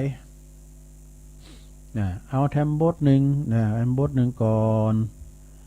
บทนี้เปิ้นก็บอกว่าเฮาจะไปลงล่ำไปหลงเอ้ยหลงเข้าดงไผ่ป่าไม้จ่าว่าได้เศร้าวัน หลงจิตหลงใจนี่อย่างว่าเนาะเปิ้นว่าหลงกรรมบาเก่าเพราะว่าหลงโลกลืมตายเนี่ยหลงกายก็ลืมแก่หลงโผหลงเมลืมปอลืมเมเนี่ยถ้าว่าหลงสมบัติหรอหลงเข้าของสมบัติลืมศาสนาเนี่ยมันไปวัดไปว่า แล้วก็หลงกิเลสโมเมาตัณหาลืมบุญกุศลเนอะสดาญาติโยมทั้งหลายจะไปหลงโมเมาหิเมาหาเมากะเมาขายก็ปินเวลาเนาะตามปีกเวลาไปวัดไปว่าหรือว่าเปิ้นมาทำบุญตักบาตรก็ใส่บาตรหยาดปกไปโอ้ยหันในคลิปนะอย่าไปเจอลำไปในสถานจำเตอก็เฮาปิ้นนะเขาเองนะเมื่อนานไปถ่ายตุเจ้าเปิ้นมาบินทบาทตุเจ้าก็ถามว่าถ่ายทำไมถ่ายอ้วถ่ายอาตมาทำไมโปรดตัวเปิ้นมาปิ้นกิ้งปิ้นห้าเฉยนะอันตัวถ่ายนะอันนั้นนี่มันใจเนี่ยเอาฟ้าบาดปุ๊บเปิ้นน่ะมันใจคืนเนาะ ตุเจ้าเอาฟ้าบาดปุ๊บไอ้เหี้ยว่าเปิ้นนี่ว่ะดูคุณขยโยมนะได้มาห้ามเมื่อนั้นน่ะอันนี้เน้นใจเนี่ยเพราะว่าอันนี้มันหาเริงนะชาติต้องพอเนาะฟังเข้าใจตุ๊เจ้าก็มีเลิศมีเนิร์ดแล้วก็มีอารมณ์เหมือนกันนะอารมณ์ตอบโต้เนาะสำเตอก่อนเนี่ยแม่ก็มาตีแผ่สังคมว่าตุ๊เจ้าตัวนั้นบอดี้เอาใจไปเจอเนาะมันจะมีหมดนะชาติอย่ายมยุคในสมัยนี้นะทำกันเป็นขอบโคนะแบกเมกัมจะไงมีหมดนะตุ๊เจ้าที่เพิ่นลำรวยพร้อมกับระวังนะ มันจะมีมาให้หมดดำเดียวจะไปโมเมาลำไปปกติคนเราก็เมาอยู่ไม่รู้หายเมาชีวิตคิดปลื้มจนลืมตายเมาร่างกายว่างามอารามตา ร่างกายห่อในงามไหมนะมันเถ่ามันแก่สักเตือนมันก็เถ่าไปเตือนหน่อยซะได้บัดเดี๋ยวนี้เถ่าโวยแก่โวยนะแล้วก็วันเวลามันก็ลงเลยไปโวยแต่กันเดียวก็คำเดียวก็คืนซะได้ญาติโยมทั้งหลายจะไปโมเมาลำไปนะในโอกาสตอนนี้ข่าวสารตุลุงมีนักตุลุงเจ้าได้ประกาศข่าวสารงานบุญให้หน่อยหนึ่งกันเด้อเปิ้นฝากเปิ้นฝากอันนี้มาก็ดีนะขอบคุณคุณแม่คุณพ่อไพบูลย์คุณแม่จารูนปกปิงเมืองพร้อมด้วยครอบครัวลูกบ่าวเปิ้นตัวที่เปิ้นอยู่ปางหาในเมืองบุญนะแม่จารูนนี่เปิ้นเคยมาหลายเตือกับลูกเปิ้นกับ ปอไผ่บูนมาเอาอาหารมาหือมาเอาหือน้องม้าเนี่ย ม้าหมักบุตรมาไข่มาถึงวันวะการว่าเวลารถเก๋งเงี้ยปอไผ่บูนมาจรูดมาเนี่ยมาดึงบุตรตัวแหลบเป็นไรปะมันยามในกินอ่ะ เปิ้นก็ฮับปิ้นจะพาพยอดสังในวันสละเก่าดำโหตีซบเตินมา1 ยอดเนอ500 บาทเนอมาจรูนเนอประกาศถึงแล้วนะประกาศถึงแล้วพระจะรวมทำบุญเนาะมาแจ้งความจำนงตีตุลุงนี่ก็ได้ วันพุกตุลุงจะอ่านโลไม่กำนะอ่านโลเพราะว่าพุกตุลุงมีทำวันหนึ่งเนาะพุกเจ้านะพุกเจ้าตุลุงจะได้อ่านโลมตั้งแต่แหลกไม้กำหนึ่งก่อนแล้วก็วันที่20ก็จะสูงไล่จือไปโลมตีท่านพระครูอภิวัฒนวิกรมกันต่อไปนะว่าจะให้จะห้อมกอดออกมาได้นะคือว่าแจงจืมได้จะสตั้งมาแล้วแจงจืมได้สตั้งก็ปักไปปักมันไปเนาะไม่ต้องใส่ซองหันเป็นใบ500ก่อนแน่นอนมันคล้องอยู่ในซองมันลมรอนะมันจะเหม็นกว่าแฮ่มันอาจจะเป็นใบซาวจ้าเนาะปังไปเลยเนาะปังไปเลย500ไปสีโมงจริงๆมันจะโมงซูเปอร์แมนเนอะต่อไปข่าวสารงานบุญสดาญาโยมทั้งหลายข่าวสารงานบุญก็ในวันที่19 เมษายนเนอะจะมีทรงน้ำพระราชเจดีย์ศรีหฤพุนชัยที่วัดบันเวงเนอะท่านพระครูปลัดพลจิรปุญโยปกำนันสาธิตศรีกุณณะเขาปกำนันใหญ่ผู้ช่วยแดงเขานะสารวัตรแดงเขาทาง ไอชานนท์ก็สอทอเขาผู้ช่วยขุดเขา แล้วก็หลายๆท่านก็ไปกินมาตางกันเนอะ19 เมษายนนะฮะที่วัดบันเวงนะตีกาดติดนะตีกาดติดแล้วก็วันที่16 เมษายนก็เปิ้นจะมีสืบชะตาหลงใจบ้านที่บ้านเหล่ายาวใต้นะ16 เมษายนนะแล้วก็11 เมษายนนี่เปิ้นจะมีงานตั้งขบวนแห่พระเจ้าแต่ละวัดแต่ละวาเนอะของคณะสงฆ์ตำบลนำดิบโดยมีท่านพระครูสัทธิสารคุณเจ้าคณะตำบลนำดิบเจ้าวัดหนองผาขาวปิ่นเก้าพินประธานพร้อมกับพระสงฆ์องค์เนนตำบลนำดิบในตำบลที่ใหญ่เนอะมีตุเจ้ามีวัดวาอาราม10 ปายกันนะโยมเนี่ยเพิ่นจะแบ่งเป็น2 เขตก็ได้นะแต่อันนี้เพิ่นรวมกลุ่มกันมีแบ่งเขตเลยมีรองเจ้าคณะตำบลก็พอละนะท่านอาจารย์พิเชษฐ์สิริพัทโทวัดดงนิมิตรนำดิบน้อยตุพิเศษนี่เป็นรองเจ้าคณะตำบลนำดิบเนอะเพิ่นอาวุโสนะและเพิ่นกำลังแปลงวิหารโดดแล้วละแล้วมาแปลงงานหอทรงน้ำโดยงามเนอะย่ำแล้วเด้องามแล้ว แล้วก็วันที่12ด้วยเนอะ11-12นะที่วัดหนองผาขาวเพิ่นจะสุมากาลวาแห่พระเจ้าแต่ละวัดตั้งขบวนที่หน้าวัดปากล่องตำบลนำดิบลองมาที่วัดหนองผาขาวเนอะ11-12 เมษายนเนอะถึงองค์การบริหารส่วนตำบลท่านนายกมงคลหมื่นอภัยโดยปกำนันเทวินจอมพันธ์นะชมรมกำนันผู้ใหญ่บ้านที่ตำบลนำดิบต่อไปงานวันที่26นะก็เดี๋ยว18บทเนนที่วัดพระพุทธบาทตากผ้า18 เมษายนเนอะ18 เมษายน18 พฤษภาบทเน้นหมู่อันนี้แล้วละแล้วก็ในวัดดุงหลงเนี่ยวัดดุงหลงตำบลวังผางโดยเมตตาบารมีธรรมอาจารย์พระครูสุตตกัลยาณกิจอาจารย์มหาจำลองพร้อมโดยคณะสัตยาวัดดุงหลงเนี่ยดุงหลงในหลงแต่นะต้นหมู่บ้านนี่มีปิ่นปั้นขอบโพพุ่นนะเปิ้นจะมีการสืบชะตาในเทศกาลปีใหม่เมืองเนอะในวันที่17 เมษายนเนอะ17 เมษายนก็พากันไปรวมสืบชะตาหลวงกันที่วัดดุงหลงวัดดุงหลงตำบลวังผางเนอะหลวงพ่อก็จะไปแล้วก็หลวงพ่อใหญ่ตั้งเมืองฝางก็จะมาโดยเนาะหลวงพ่อพระครูสุจิตานุรักษ์แล้วก็ในวันที่13 เมษายนนี่ก็งานปลุกเสกเลนนะท้าวเวสสุวรรณรุ่นแรกเนอะที่วัดหนองเกิดเนอะวัดหนองเกิดตำบลตาตุ่มอำเภอป่าซางพระอาจารย์บุญกรรมนะครูบาบุญกรรมเนอะหรือว่าท่านพระครูประสิทธิ์วีรศาสตร์ในวันที่13 เมษายนเนอะประจะปลุกเสกพระนะท้าวเวสสุวรรณ งานต่อไปก็งานปล่อยงานทรงน้ำประทาเจดีย์แล้วก็บรรจุหัวใจพระพุทธรูปปางสายญาติพนรเนอะที่วัดพุทธนิมิตร ตำบลศพเตี้ยอำเภอจอมทองในระหว่างวันที่25ถึง27เมษายนนะเดือน8ปิ้งเนี่ยนะโดยว่าวันติดที่25ก็จะเป็นวันดาตกแต่งดาแล้วก็วันที่26ในเป็นวันเดือน8ปิ้ง7โมงเจ้าก็ทำบุญตักบาตร8โมงก็ทำพิธีเจิญอัญเชิญยังประธานลงสู่หอสงฆ์เปิดโอกาสให้ศรัทธาญาติโยมทั้งหลายทรงน้ำพระธาตุตลอดวันเวลา8โมง10ก็จะมีพิธีบวงสรวงนะพระพุทธปางสายญาตินะพระเจ้านอนเนอะแล้วก็9โมง59ก็จะมีพิธีบรรจุพระหฤทัยหัวใจของพระพุทธรูปปางสายญาติประสงค์เจ้าพิธีจำนวน9รูปเจริญชัยมงคลคาถาแล้วก็ถวายทายธรรมแด่พระสงฆ์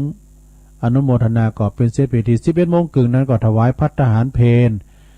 19.30 น.นะหรือว่าทุ่มครึ่งก็จะมีเจริญพระพุทธมนต์อบรมสมโพธิพุทธาภิเษกพระพุทธปางสายญาติเนอะแล้วก็วันที่27เมื่อเจ้าก็จะมีการพิธีเจริญพระพุทธมนต์เบิกเนตรหรือว่าไขตาพระเจ้านะอันนี้ก็เมตตาบารมีตามหลวงปอพระครูอินทยานรังสี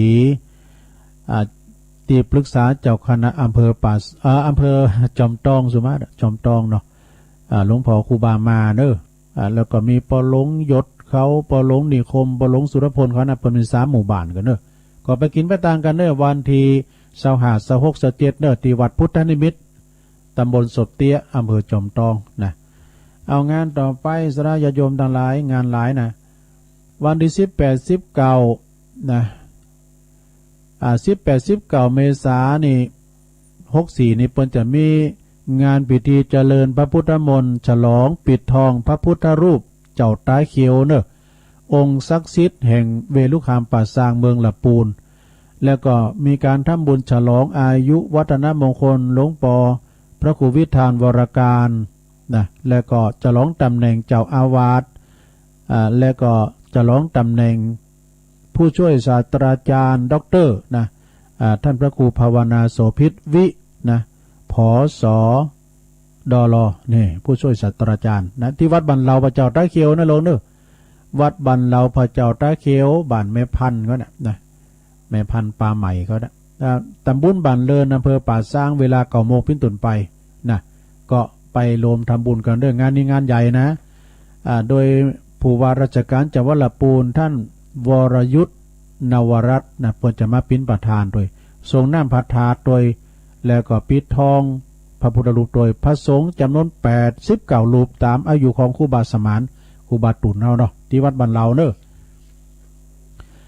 งานต่อไปอันนี้ก็งานยกยอดชัดเด้องานยกยอดชัดแล้วก็กุฏิสงฆ์หอกองปูจาโดยที่วัดพระธาตุโขงขาวเปิ้นจะมีงานวันที่11 เมษายนเนอะวันที่11 เมษายนที่วัดหลวงพ่อใหญ่เฮาอันท่านพระครูสุนทรธรรมานุโยคหลวงพ่อเจ้าคณะอำเภอดอยหล่อเฮานี่นะงานต่อไป16 เมษายนก็จะไปลืมเนอะงานทรงน้ำพระธาตุวัดสันเมิงเนอะวัดสันเมิงตำบลหนองหล่องอำเภอเวียงหนองหล่องท่านพระครูนันทบุญญาเขตตุปีบุญเติมสามเณรอารักษ์ปัญโยนันเนอะพร้อมกับปอหลวงปอกำนันวิวัฒน์ปัญโยยอดพร้อมด้วยคณะศรัทธา16 เมษายนเนอะเปิ้นก็จัดกันภายในพระจะไปรวมทำบุญก็ยินดีต้อนรับนะจะไปเปิดโรงทานก็ดีจะไปหับสังก็ดีติดต่อที่พระอาจารย์เน้นหลักแรงบึดเปิ้นจะประกาศทำกรรม26-8ปิ้งบอดีก็ที่วัดพระธาตุดอยน้อยเนอะที่ตุลุงอยู่นี่นะก็ขึ้นมาแล้วไม่เป็นหยังสืบชะตาลงด้วยเด้อมาเถอะนะท่านตังพระสงฆ์29รูปนะเจริญพระพุทธมนต์สืบชะตามาทรงน้ำพระธาตุแล้วก็มาทำบุญสืบชะตาการที่วัดพระธาตุดอยน้อยวันที่26 เมษายนเดือน8ปิ้งบอดีงานเมื่อคืนมีวันเมื่อวันเนาะอันนี้ก็ตั้งท่านหลวงพ่อพระครูสาธุกิจจันนันท์หลวงพ่อรองเจ้าคณะอำเภอดอยหล่อเจ้าวัดพระธาตุดอยน้อยเปิ้นว่าจัดใหญ่ก่อมใหญ่จะน้อยก่อมน้อยมองกระเทยมองอันทำนาเนี่ยนะมองปอเนี่ย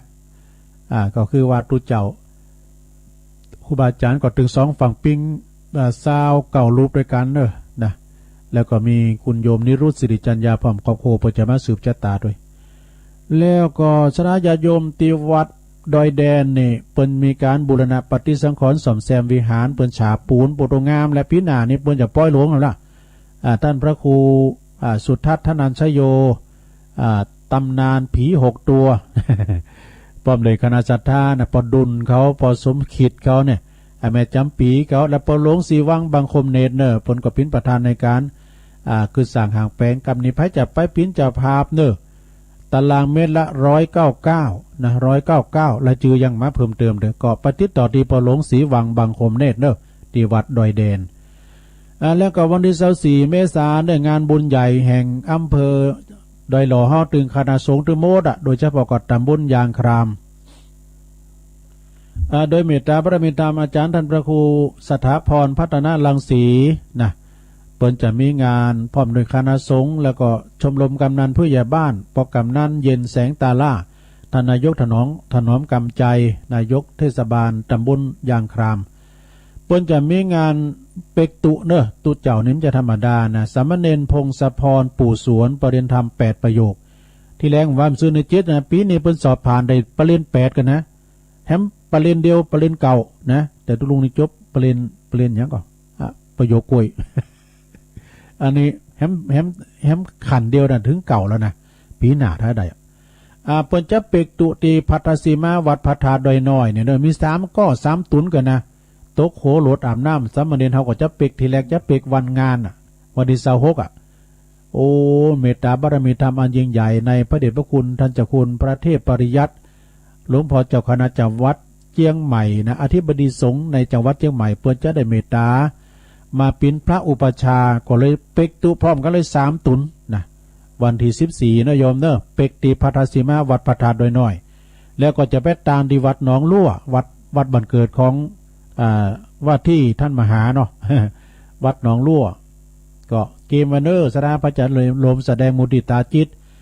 กับสามเณรปรริญญาที่พระเจ้าเป็กปินตุปริญญาธรรม8 ประโยคกันนะก็หอมกินหอมตาลกันใดเนอสราเนอหอมยอดสังกาหอม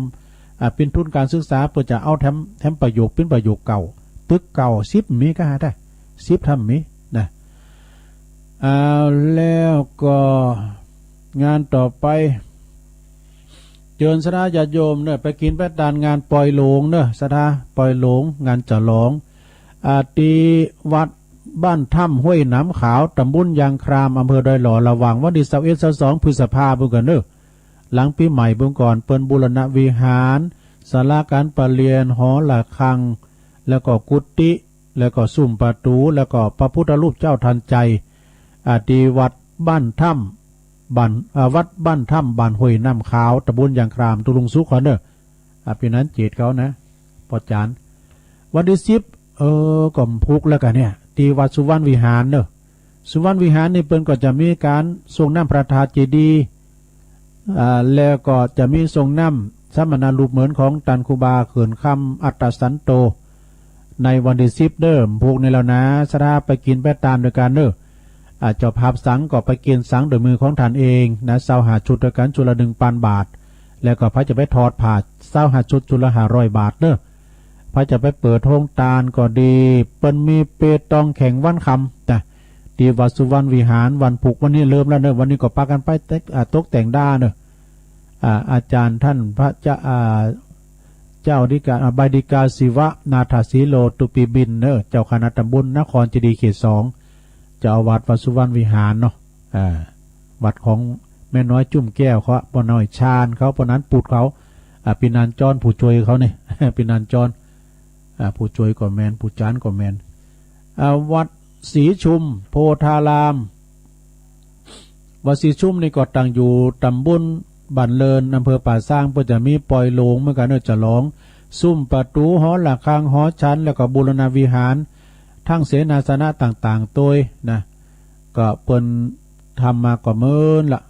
แล้วเปิ้นจะมีปล่อยโลง15 เมษายน16 เมษายน17 เมษายน15 16 17เนอะก็ไปกินไปตานกันโหวัดเปิ้นมี100 ปลายก่อนเนาะพระอธิการทิติวัฒทิตเมธีแล้วก็ประหลงเทิดศักดิ์กันเนาะประหลงเทิดนุศักดิ์นะแล้วก็ ตังมคณายกเขาเนาะเกาะที่วัดสีจุ่มเนี่ยลงเนอะเขาก็จะไปวันที่16ตุปีโป้นี่มูลไว้แล้ว แล้วก็ทำงานหนึ่งสระญาติโยมทั้งหลายวันที่16นี่ก็ตีมันตรงกันเนาะตีเหล่ายาวความจริงท่านพระครูกับนิมนต์เหล่ายาวเพราะว่าวันนั้นก็จะตั้งเขาลูกคอตัวนะพอมันตรงกันหลายตีก็เลยขออนุญาตดังเหล่ายาวใต้พระครูสังฆลักษณ์สมบัติอภิรัมมณีโยก่อนนิมนต์ด้วยเนอะหรอก็เลยขออนุญาตเพิ่นก่อนเพราะว่าจะตั้งเขาลูกคอตัวแล้วก็อาจจะไปตานโหวัดตีวัดสีจุ่มด้วยกันอันนี้ก็วันที่12เด้อ12 เมษาก็งานวัดใหม่น้องหอยนี่เปิ้นเป็นวันกตัญญูวันคล้ายวันมรณภาพของหลวงปู่ครูบาอินโทเด้อท่านพระครูวรวุฒิคุณเปิ้นจะมีงานวันที่12 เมษาวันพุธวันฮื้อนี่แล้วกันนะโอเวเนอะก็ไปรวมทำบุญกันเด้อกตัญญูกตวิทิตากุลแด่ครูบาเจ้าหลวงปู่อินโทท่านพระครูสังวรยติกิจอันนี้เป็นศิษย์กตัญญูเปิ้นจัดกุปีไปพอวิหารสองแจ้นมีขึ้นลิฟต์ตัวน่ะไปพอแล้วถึงไหนแล้วนี่น่ะ โอ้วิหารเปิ้นใหญ่แต่นะลงเนอะแล้วก็ตูพาเปิ้นก็หลาย10 ปลายกันวัดเปิ้นก็กว้างโดยปอกก้าแม่ขายไปเด้อแต่ยินข่าวว่ามีกุยหยางนะทุกสมศักดิ์มีลูกกินปลาหมึก อีเกเนาะ26 เมษาก็แถมวัดหนึ่งเดิน8 ปิ้งที่วัดพระเจ้าเลื่อมวัดพระธาตุพระเจ้าเลื่อมเนินตำบลหนองตองอำเภอหางดงอันนี้ก็โยมนงครานเมกาก๋วยเตี๋ยวลูกจีนฝากประกาศมาเด้อไปกินประทานกัน8 ปิ้งเหมือนกันที่วัดพระเจ้าเลื่อมตำบลหนองตองแล้วก็30 เมษาก็ยังยืนยันเดิมอยู่เด้อไปกินประทานไปซักเก่าดำโหครูบาอาจารย์ที่เปิดออกรายการที่สถาบันซบเตินเด้อสถาบันซบเตินพระจะแจ้งความจำลงพิจภาพยอสังก็แจ้งมาตีท่านพระครูอภิวัฒนวิกรมท่านพระอาจารย์สาธิตธีรปัญโยหรือว่าจะแจ้งทุกรายการที่เปิดออกรายการเนาะที่พระครูสมศักดิ์ก็ดีวรธรรมนาถก็ดีตีตุลุงก็ดีแจ้งยอดได้ปัจจัยมันต้องออกมานะเอาไปรวมกันบนวันงานวันเด้อก็5 โมงล้อมมุนเด้อไปจุกันตีหน้าวัดตุงเกณฑ์ตุงเกวนหน้าตลาดทุงเกวนไปกินข้าวน้ำจำของงานกันที่หันแล้วก็ออกเดินทางไปตีวันที่30 เมษายนโยมเนี่ยยังยืนยันเป็นมติเดิมนะทุกวันที่23 มีนานี่ทุกวันที่23นี่ก็ของเดินเปิดจะมีงานทำบุญทักษิณานุปัฏฐานกิจอุทิศบุญกุศลแด่ครูบาเจ้าอินตากตปุญโยพิพิธปุญญาภิรัตน์วัดศาลาตำบลน้ำแพร่อำเภอหางดงเนอะโดยเมตตาบารมีธรรมหลวงพ่อพระครูโชติสุวรรณสอนพร้อมกับคณะศรัทธาวัดศาลาตำบลน้ำแพร่กูหอหลังคาเฮินวันที่23 เมษายนไปฟังเทศน์ฟังธรรมจากเมตตาบารมีธรรมท่านพระครูอาสวะปรีชาท่านเจ้าคณะตำบลบ้านปงวัดอำเภอหางดงเนอะเจ้าภาพก็ปีนันโหนงเนอะปอจันวัดศาลาเนาะนะเจ้าภาพปีนันเจริญฝนขาวนะวันที่23เนอะแล้วก็ในวันที่ปล่อยโลงเนี่ยเริ่มแล้วนะว่าวันที่8ขึ้นแล้วนี่ก็เป็นโกนเขาติบกันแล้วก็เจ้านี่ก็เบิกเนตรเนอะเจ้านี่ก็จะเบิกเนตรละที่วัดเสาหินตำบลศรีโบบานบ้านโคแคหมู่4เนอะเปิ้นจะมีตั้งแต่ว่า8 9 10 11นะวันที่10เนี่ยตุลุงจะไปวันโคตานเขาปีนั้นข้ามมูลเปิ้นวางวันที่10ก็เลยจะไปวันที่10นะตอนบ่ายเนาะบ่ายทั้งน้อยช่วงเจ้าจะไปแฮปปี้เบิร์ธเดย์โยมตังในเมืองก่อน แล้วจะโหลดไปวันที่10นั้นก็โคตานเจ้าบ้านเขา11ก็โคตานโหวัดเนอะเมื่อเจ้าวันที่9วันนี้ก็เปิ้นจะมีเบิกเนตรนะที่วัดเสาหินตำบลศรีโบบานอำเภอเมืองจังหวัดลำพูนท่านพระอธิการบุญส่งโสภณจิตโตตุปีเอกพลมูลโลกหรือว่าเอกพลชุตินทโรนะแล้วก็ตั้งพี่น้องบ้านโคแคนะคุณแม่ครูทองคำที่วงคำนะและเป็นอสมโดยอสมตำบลศรีโบบานนี่ก็ปดโตเป็นมีความดังเนิดระดับภาคกันเลยนะ ได้รับรางวัลระดับภาคก่อน17 เมษายนก่อนที่วัดหนองเจดีย์เด้อ11 เมษายน17 เมษายนมีงานส่งน้ำอนุสาวรีย์รูปเหมือนของครูบาปอเป่งโพธิโกอันนี้เป็นปอของครูบาทั้ง3ตัวนะที่วัดหนองเจดีย์ตำบลนครเจดีย์เนอะเฉพาะกลางวันสืบชะตาหลวงด้วยพระจะไปหับสังก็ดีตานขันข่าวก็ดีติดต่อได้ที่ท่านพระครูประหลัดศิวนัทเมธีปัจโชโตตุปินัทเนอะเจ้าอาวาสแล้วจะมีซอยทวัดเมืองเถินวันคำเนอะที่วัดหนองเจดีย์วันที่17 เมษายนแล้วก็วันที่20 เมษายนนี่ก็หน้าวัดเนอะตลาดหน้าวัดพระธาตุดอยหล่อเพื่อจะทำบุญกุปีนะปอกาไม่ขายก็ไปลืมเนอะท่านพระอธิการจิตอนาลโยเจ้าอาวาสวัดพระธาตุดอยหล่อเปิ้นฝากประกาศมาวันที่20 เมษายนเปิ้นทำบุญกาดโอกาสดีก็ขายโก้ค่าโคขายกันหนักเมกาในขายก็ติมนั่นน่ะตั้งตุนไว้เนอะพระจะไปปักยอดก็เจิญได้งานต่อไปสีจุ่มก็ว่าไปแล้วมีแล้วกันเนี่ยถ้าว่าขาดตกบกพร่องก็สุมาอภัยกับศรัทธาด้วยเนอะข่าวสารงานบุญต่างๆแต่ละวัดแต่ละวานะตอนนี้ไปก็เปลี่ยนบรรยากาศได้แล้วเนอะศรัทธาตุลุงก็จะเปิดสายละนะพายอยู่ที่ในจอกใดมองได้โทรกันเข้ามา0899555656เจริญปอนเจ้าไหวตาเจ้าปะน้อยเนอปปอนที่ใหม่เนาะเจ้าเพราะว่ามันสูงจำเหตุการณ์นะเจ้าเนาะ63 ปีแล้วถ้าโจกบอดี้64 ปีนี้โจกปีกันเจ้าพอหือพอมีตึงเกหนุ่มเนาหือมีโจกใจชนะเวทีโลกาตึงเคาะพยะอย่ามาเข้าไก่เวที63 ปีแล้วผ่านมาแถมปีหมูเฮาโจกดีหลอดมาจนได้ตั้งแต่นี้ไปอย่าได้เจ็บไข้อย่ามีไข้มาต้องมีแต่โจกเนื้อปีเนื้อน้องโควิดอย่าต้องเนื้อนายสุขภาพดีน้องปีจังหลายสุขสบายตลอดปีเจ้ากึดเงินได้เงินกึดทองไว้เขามั่งมุ่นตุนเก่าผู้คนขอหือมั่งมีอย่าได้ยากจนขอหือผู้คนรวยกันเจ้าตนเดินกลางเดินพอมีหนุ่มเนาหือได้ตั้งเฝ้าเล็กเต็งเปลี่ยนจากรถเครื่องหือเป็นรถเก๋งขอหือเห็นเมื่อกันจุกเมื่อกันจุเจ้าต้องยองวันละกรรมนะเจ้ากรรมมาบุตรนะเจ้าภาษาไทยแปลว่ามากันมากมายเจ้าไว้ตาเจ้าเจริญปอนมากันบึดเจริญปอนกราบไหว้สาครับหลวงลุงเน้นรักเนาะครับผมเน้นรักปัญโยนันครับวันนี้ก็มาเป็นกำลังใจเหมือนเดิมในดีถีขึ้นปีใหม่ของไทยก็ขอให้หลวงลุงแล้วก็ประชาชนญาติโยมที่เป็นแฟนรายการมีแต่ความสุขความเจริญพ้นจากอุปัทวะกังวลอันตรายโรคหายอย่าได้มาก้ำกายมีแต่ความสุขสบายตลอดจนถึงบอกว่าจะเป็นปีนี้แล้วก็ปีต่อไปอย่าได้มีโรคภัยไข้เจ็บอะไรนะครับขอเป็นกำลังใจเสมอนะครับขอบคุณสมณเณรหลักเด้อครับผมสาธุ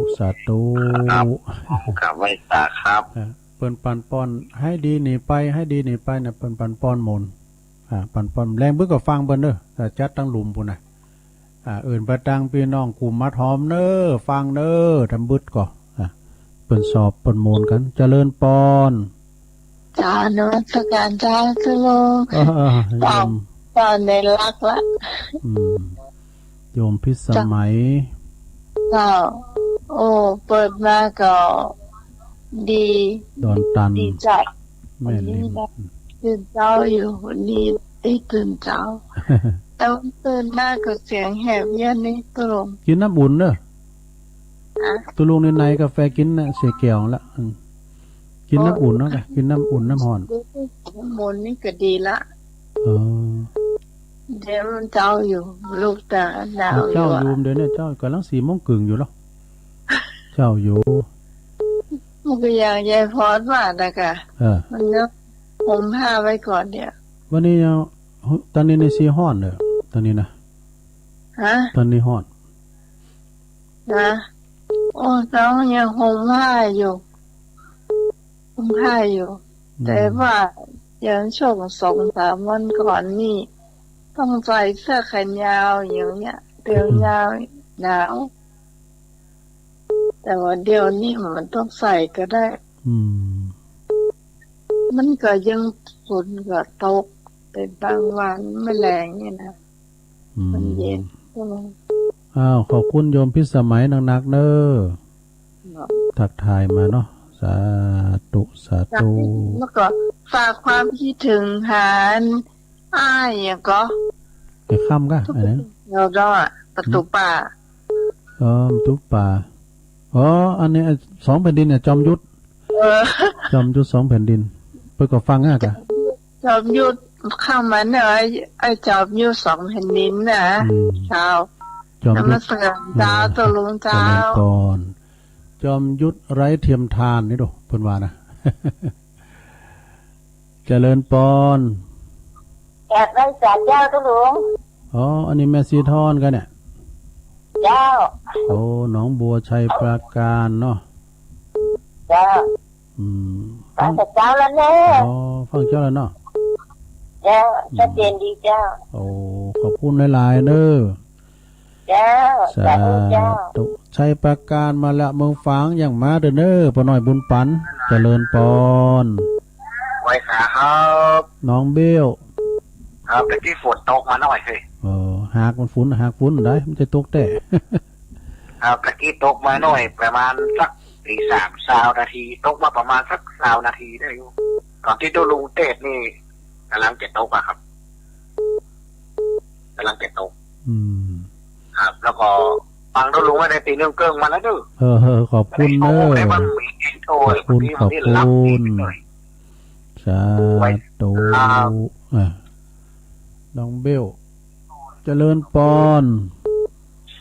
ภาษาเจ้าตะลุง แม่สมพัฒน์อ่ะ แม่พิมพ์ประ แม่ เดช พินเด็กอ่ะ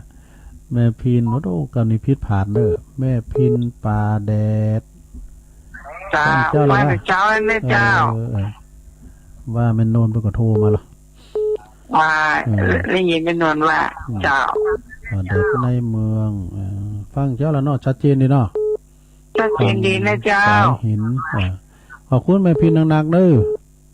เจ้าไว้สาเจ้า สาธุ089-955-6506เจริญปอนแม่จันสีอ่ะแจงโฮลินอ่ะโหลแม่หยังโอ้ดังคอยอยู่อ้อมมื้อนี้ อยู่ในผ้าห่มอยู่กะได้ยินแม่จันสีอ่ะนั่นกะโอ้ยกะมีอันดังๆกับป้อยๆให้หน่อยกะแม่จันสีแจงหัวรินเนาะมีฝนอ่ะแม่มีโอ้ยดีแล้วมันตกทั้งเฮาก็ตกทั้งเปิ้นก็ดีอยู่ตกหนักๆโอ้ดีแล้วมันยังไปขอนนี่นะปุ่นแล้วเลยฮะได้เขาถ้าได้หือสินบุญปัญญาอันเตวบุตรเตวบ่ได้มันเย็นหรอมันทำแห้งแรงก็เลย ความดึงดูดมันป่าไม้เปิ้นดีจ้าตอนนี้ก็มันก็มีกระนำปิงนี่แหละยินดีแม่จันสีเด้อแจงหัวลินฝางแม่จันสีตั้งบันกอกเวลาแม่พันเขาเราบันกอกบันวายแบบแม่อำพันเขาโทรมาหรอน้องเงิงเราประลงโลยนะประลงมงคลมูลชีพเปิ่นฟังรายการตะลุงนะเจริญปอน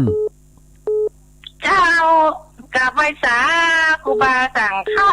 กะละอยู่ท่าดาฟัง ในสายพิน ตื่นมาแต่เจ้าเด้อเนอท่านพระอาจา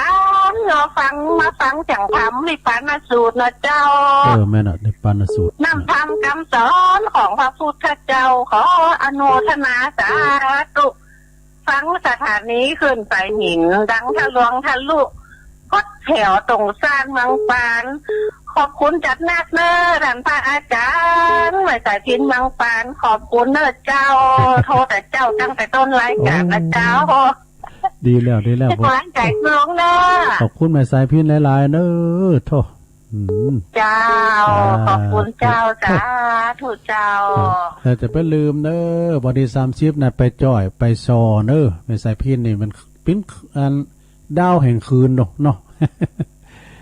ต่างงานไอ้2แผ่นดินไอ้หยุดไอ้จอมหยุดเนี่ยเปิ้นว่าโอ้โมนแต่ว่าเปิ้นมาซอไว้ไหนน่ะแม่สายพินนี่เปิ้นอยู่ตรงสารดอนใจเมืองปานบ่เด้อเจริญปอนเจ้ากับไว้แสบจัตุลุงแม่สุเกี้ยวมันศิลพรสิทธิเด้อในไหว้พระนกถามโดยท่าน ตื่นเจ้าได้ตุลุงทั้งหมดเจ้าเลยเด้อเจ้าเด้ออ๋อแม่สายพินตรงจานเพิ่นก็มาแล้วเนาะแม่สุเกี้ยวเอาสักบทละซอได้เหรอ ซอบ่ได้เจ้าบ่จักเป็นจังซออย่างแม่สายพินเจ้า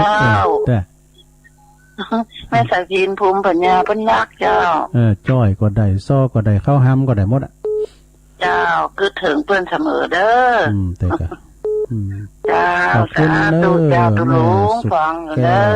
ศรีลาพรตัวแทนพี่น้องสลิเตเด้อนี่นะเจริญปอนไหวสาตุลุงมาแล้วบุรณบุ๋มเราขวัญกันนั่นไอ้จอมหยุดนั่นนะกาโอ้แม่สายพินก็เข้ามาเนาะโยมพิสมัยก็เข้ามาน้องพิสมัยมาอย่างที่กี้น่ากะเปิ้นฝากป่ะหรอกน่ากะแล้วก็วันนั้นฟังพิสมัยพระเจ้ารายการกับถ้าก็ฟังอันเบอร์โทรเพื่อก็บอกว่าจะโทรไปอันอย่างอีตัวชกรรมไม่ไหนมันบอกเบอร์โทรกะโยมพิสมัยเนี่ยมันบอกเบอร์โทรน้องพิสมัยก็บอกกันเบอร์โทรชกรรมผมประจัดรายการเมื่อคืนน่ะเขาจะไปโทรไปอันอย่างอีตัวชกรรมจังซูมฟังอยู่ว่าอาจารย์นิพนธ์ก่อนเป้จะโทรไปเมื่อกันเด้อซูมฟังบนน้องฝาฝนตกกาตุลุงอันเม็ดจันสีว่าฝนตกว่าเม็ดจะใหญ่ว่ะแต่ตัวลุงในเตียวมาในเงี้ยผมมึงฝ่าในดาวทิมฟ้านี่ทางเฮาเยอะอันเพราะมันเนี่ยมันมีแมงแรงย้ายอยู่ตัวลุงนี่จ้ะแมงแรงตั้งโดยสเก็ตยังแควนนะพ่นมีกระถาปลาจอดเนาะนักการปทนเน็ตแต่สักวันก็จะเอามาสูบมดนั่นนี่เอาปลาจอดว่าใครได้กินเห็ดได้กระถาปลาจอดพ่นเอาแต่เนี่ยกระถาปลาจอดนะคิดว่าเอากำเด็กขอบคุณอาจารย์หยุดเนอครับไหว้สาเป็นกำลังใจให้เนอไหว้สาวันนั้นนี่เปิ้นห่อหนึ่งปลาลิ้มดันเน็ตพอดีนาบานนั่นนี่เจริญปอนค่ะไหว้สาเจ้าไม่ฟังคำติ๊กแก้วก่อนออกเจ้าคำเนาะจะฟังตลอดแต่เจ้าฟังธรรมโดยตรงแต่เจ้าโมทนาสาธุเจ้าเจ้าขอแฟนรายการทุกคนมีความสุขตลอดปีตลอดไปนะเจ้าแต่สาธุเจ้าสาธุปาภัยบ่อทองอันนี้เป็นศรัทธาของตุปีสมนึกเนอแม่ฟองคำติ๊บแก้วนะเจริญปอนไหว้สามตุลุงปอบุญมีปอบุญมีก็เดี๋ยวบุญตันจะด้วยมานะเดี๋ยวก็บุญปันนะแม่ด้วยไม่หลายบุญหรอกปอบุญการว่าบุญปันเนาะบุญทำเนี่ยนั่นก็บุญทำแล้วนะบุญทำหมูเปิงหายไปเนอะนี่ปอบุญมีเอาก็ไม่ถือคนเจ้าหน้ารับนะเฮ้ยเปล่าฝันไม่ได้ทำที่ไหนฝันไปเลยอันเนี่ยมันถึงจากขีฟันน่ะครับเดี๋ยวจะรู้เรื่องความรู้อยู่กับไว้สาขอบคุณปอบุญมีหลายๆเนอะสาธุอันนี้ก็ศิลปินเหมือนกันนะนักร้องเก่าเหมือนกันนะปอบุญมีเนี่ยดีซีที่เป่าไดมอนด์ซิสลอดโซซึ่งไดมอนด์แป้งอย่างก็ได้พินสลาด้วยเจริญปอนนมัสการน้ำเจ้าพระคุณ ยินเสียงอย่างคอมพิวเตอร์ยันอันนี้ตั้งใดฮะ อันนี้ตั้งที่สุดกระดาบาจอนนะคะ ฮะ ที่เปิดสุดกระดาบาจอนกูเตือนละ มันอย่างข ไม่ มู เปลี่ยนเสียง ก็ฟังเสียงอย่างขมูนี่โอ้ กูตื่นเจ้าอารมณ์ดีลูก เอามาใหม่ ฟังที่ฟังตบตัวละประกันดูลูกอ่ะ พี่เลยพี่เลย แล้วนะ พี่เลยมีปกสู่ปุนนไหนมันพี่ขมูไว้นี่อยู่ไหนน่ะอยู่ไหนโอ้เข้ามาไหมเข้ามาไหมว่าพี่ที่ไข่หูเจริญปอนเป็นไล่เนี่ยเข้ามาใหม่มันพี่ขมูไว้ก็มันซื้อก็เด้ออ่ะเข้ามาใหม่เนอะไอ้เนอะไผเป็นไผหมูนี่ฟังอย่างคอมพิวเตอร์เนี่ยเจริญปอนไปสาธุลุง นั่นบุญตันมาแล้วพ่อบุญตันปันไล่เจ้าบุญมีก็ได้บุญปันไหมหมอก็บุญมีมาแล้วพ่อบุญมีฟังอยู่นั่นแน่ป่าไล่ร่างใจแน่ทุลุงโอ้ขอบคุณเนอะ3 หยอด3 หยอดเจ้าแล้วดีละไปสาธุโตอันนั้นเจ้าพิขมุจิตตอมีบตอมมาตอมติดตายอันตรายนะมึงไปพึ่งมาตอมหนองวะอันมึงตายเนี่ยลุงเป็นกำพร้านะมึงเนี่ยเจริญปอนนมัสการเจ้าโอ้แม่ครูมาแล้วแม่ครูลาวันกุยคำโอ้นึกว่าฟังดักวินในมือละเนมได้โทรมาผมเนี่ยภารกิจหลายระยะนี้เนาะธรรมดาทุลุงสบายดีเนาะธรรมดาภาพอ่ะแม่ครูก่อมเจ็บเปลี่ยนไข่มืออย่างเก่ามันฝนกับตกพอเนาะแม่กับฝนตกก็ยินอกยินใจมาเนี่ยยินใจต้นไม้ดอกไม้ก็งามเนาะนะครับอันนั้นก็งอกก็เงยเขียวมานี่ฟังตุลุงอยู่เนอะมันได้โทรได้โทรขอบคุณหลายๆแม่ครูเนอะตุลุงนี่ก็อันพัฒนาฝีมือแล้วกันเทศดีเยี่ยมมากเลยโอ้ขอบคุณหลายๆเจ้าฟังแล้วก็เพลินดีได้สาระได้แนวปฏิบัติในการใช้ชีวิตประจำวันนะเจ้าโอ้ขอบคุณแม่ครูหลายๆเนอะเป็นกำลังใจให้นะเจ้าเหมือนกันเนอะเป็นกำลังใจให้ตั้งพระครูทวีโดยแม่ครูละวันโดยเนอะเจ้าครับขอบคุณเจ้าสาธุเจ้านี่เมืองจีโลงเนอะแม่ครูเป็นอยู่เมืองจีโลง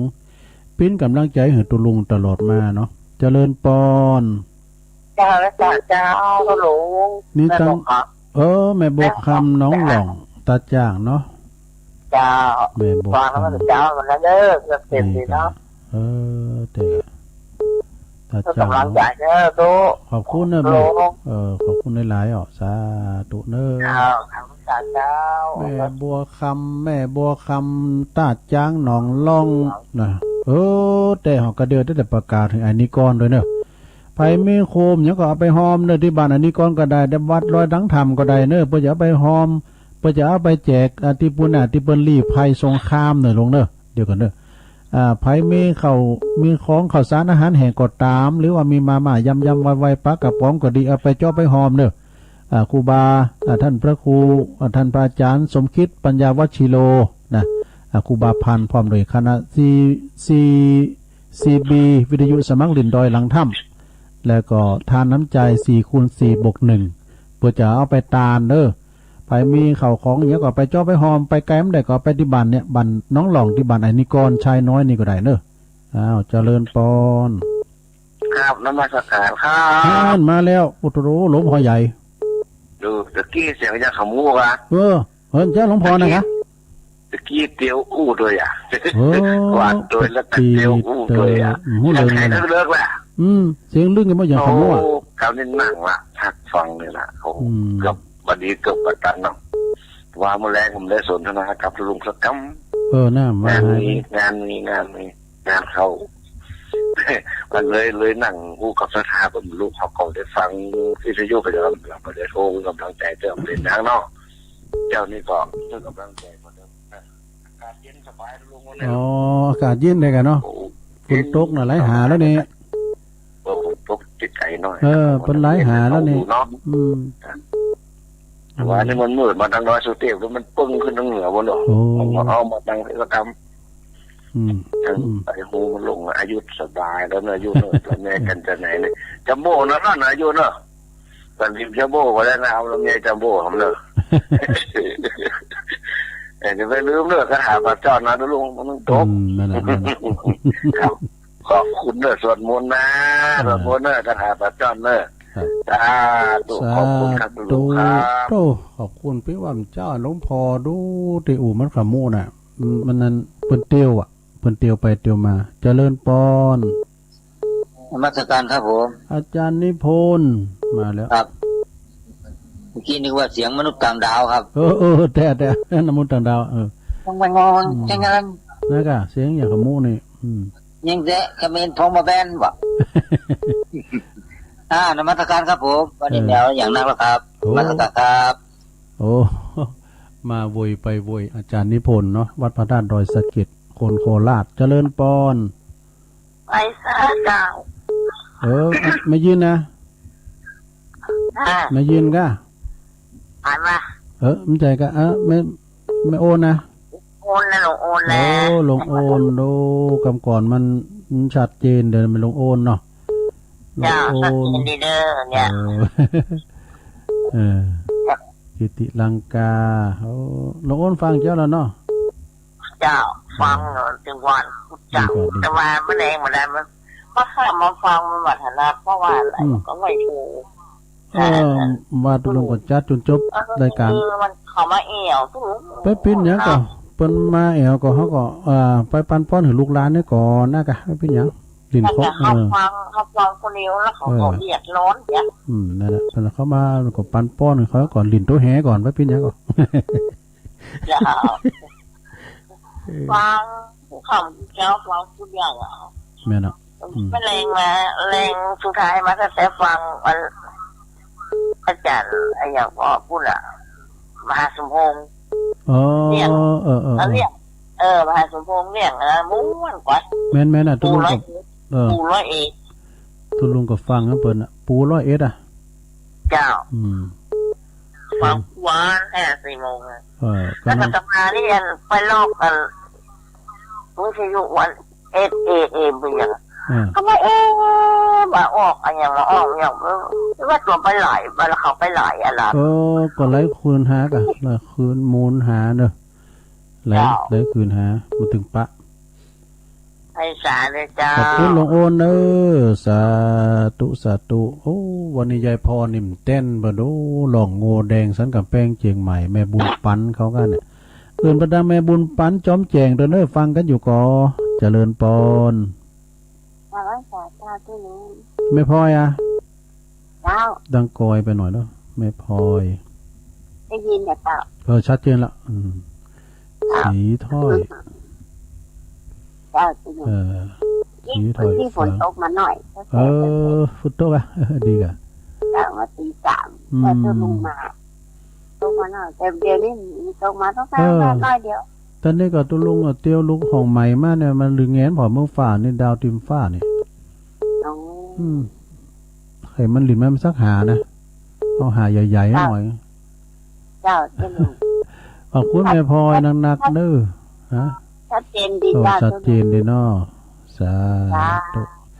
ฟังน้ำบ่อเศร้าวาแต่เพิ่นไปลืมเด้อเกมน้ำมุนไว้เด้อเกมสังไหวได้สายศีลก็มัดเสาอากาศมาหาอันโขดน้ำยกมือไหวนะเปิดจะสืบจัตตาสวดมนต์ออนไลน์พรมน้ำมนต์ออนไลน์หลวงพ่อใหญ่เด้อหลวงพ่อพระครูสุจิตานุรักษ์วันนี้วันศุกร์นะเกมไว้เจริญปอนเจ้าพระเจ้าต้องรู้แม่สุทัศน์เนาะได้ทำม่วนเนาะดีมูล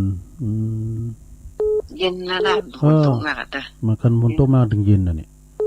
มันเพราะว่ามันนั้นดินมันเย็นเลยหรอดับไฟป่าแล้วเนี่ยเนาะเจ้าฟ้าใสแล้วเนาะฟ้าใสแล้วของฮันดอยแล้วเนี่ยฟังแสนพรมทุ่งปีขอบคุณแม่สุทัศน์หลายๆเด้อสาธุโทอีกอะโทรมานะ ทำสายสองสาย0899556506เจริญปอน ไปทักดาเอาตะลุง อุ้ย เดี๋ยวยังฟังเลยนะทั้งหมดจะทำหมดแต่มนว่าเนี่ยโอ้ยรับถึงว่าได้มนฟังทำ แม่อุ้ยอินเนาะเสมิงเนาะ อันนี้คุณตกเลยนะแต่ว่าเนี่ยคุณตกเมื่อคืนน้อยอยู่อ่ะ โอ้ดีกะตกเหมือนที่มาแล้วมันต้องตกเลยเนาะตัวลูกไปถึงคุณมาตกก็ไม่นึกแต่ว่าแต่ว่าตอนภาษาเถอะฉันก็กลัวนะ โอ้จะปล่อยหลอกอ่ะ ที่ตกใจมันต้องง่ามเนาะ ไม่ได้เราก็สลิงมันก็จะวิ่งเบื่อเจอแม่ก็แล้วแม่กันเนาะแล้วตกแค่ก็ไอ้มันตกมาตกตั้งพี่ตั้งดอยน้อยพี่เนาะคือมันตกไปตั้งงานว่าน้อยหน่อยรู้ป่ะนั่นน่ะดอยหล่อดอยน้อยพี่ไม่แล้วพี่ไม่แล้วมันตกหมดขอบคุณหลวงอินเนอร์เวลาตัวลุงจบก็ดีเอาสุดท้ายอำก้ามาไม่เพนว่าไปเลยเจ้าพระเจ้าแสงไฟสว่างตาแสงธรรมะสว่างใจ